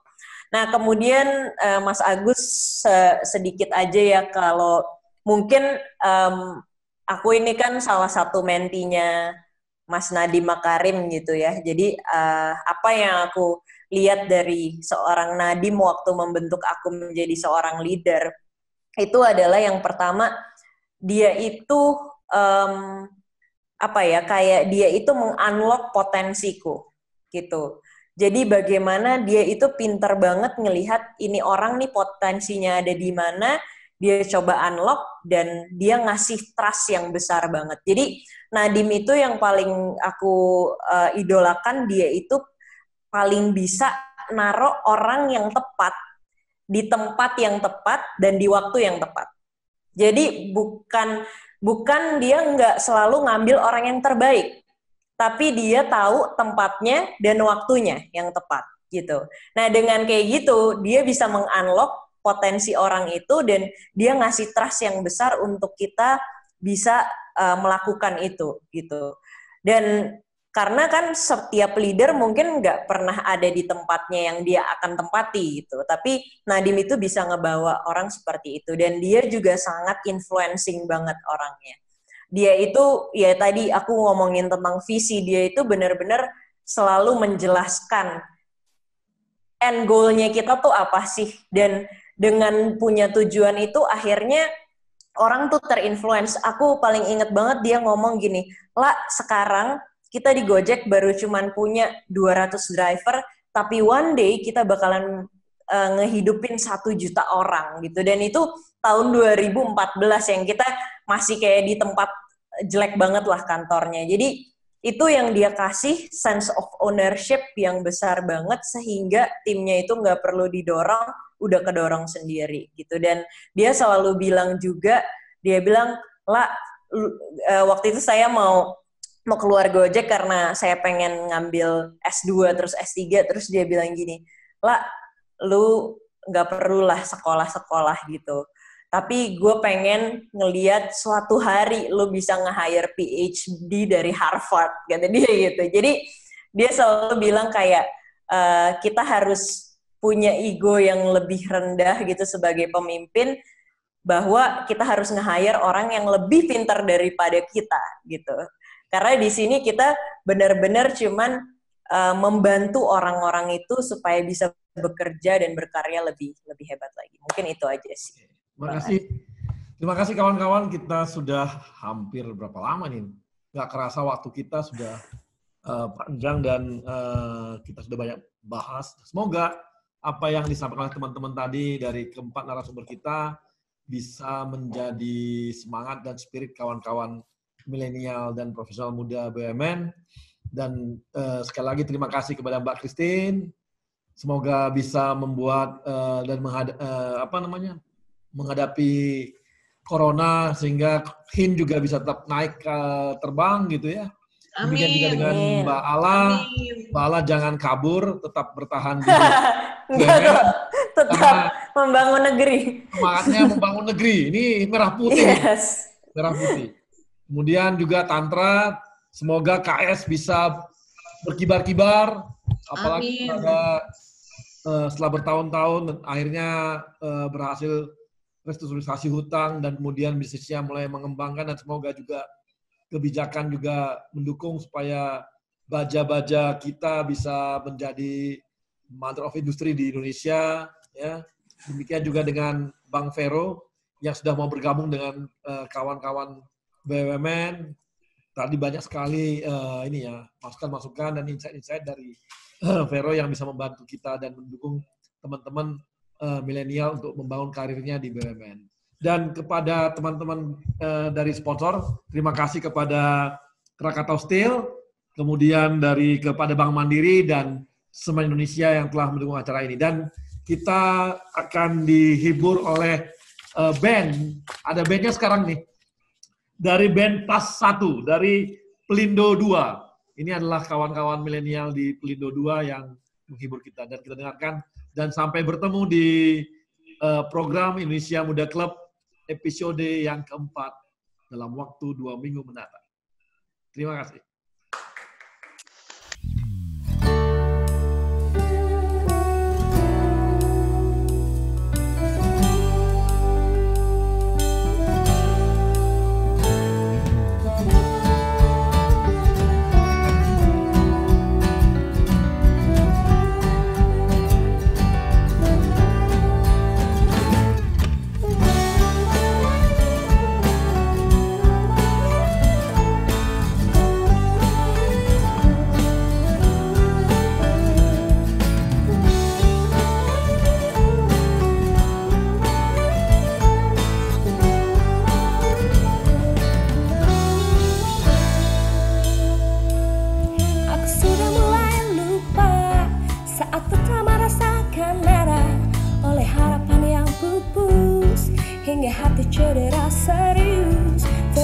kasih kalian, barisan para mantan dan semua yang pergi tanpa sempat aku miliki.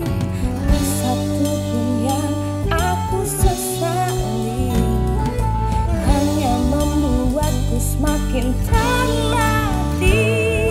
Begini rasanya terlatih patah hati, hadapi getirnya, terlatih disakiti. Bertepuk sebelah tangan, ditinggal tanpa alasan, penuh luka itu pasti, tapi aku tetap bernyanyi. Lama aku dengar tentangnya, yang paling dalam tancapkan luka. Satu hal yang aku tahu, terkadang dia juga rindu. Terima kasih kalian, barisan para mantan dan semua yang pergi tanpa sempat aku miliki. Tak satu pun yang aku sesali, hanya membuat semakin terlatih. Beginilah rasanya terlatih patah hati, hadapi getirnya, terlatih disakiti.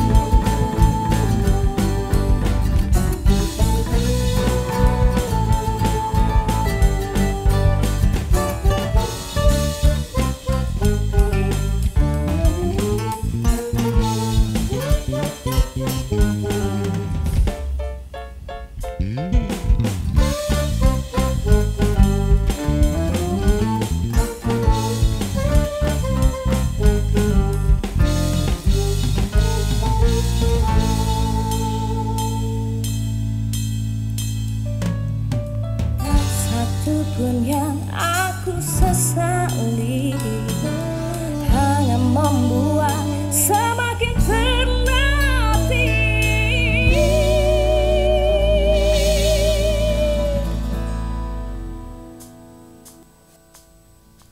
Begini rasanya terlatih patah hati, hadapi getirnya, terlatih disakiti. Bertepuk sebelah tangan, ditinggal tanpa alasan, pada luka itu pasti, tapi aku tetap bertepuk sebelah tangan, ditinggal tanpa alasan, penuh luka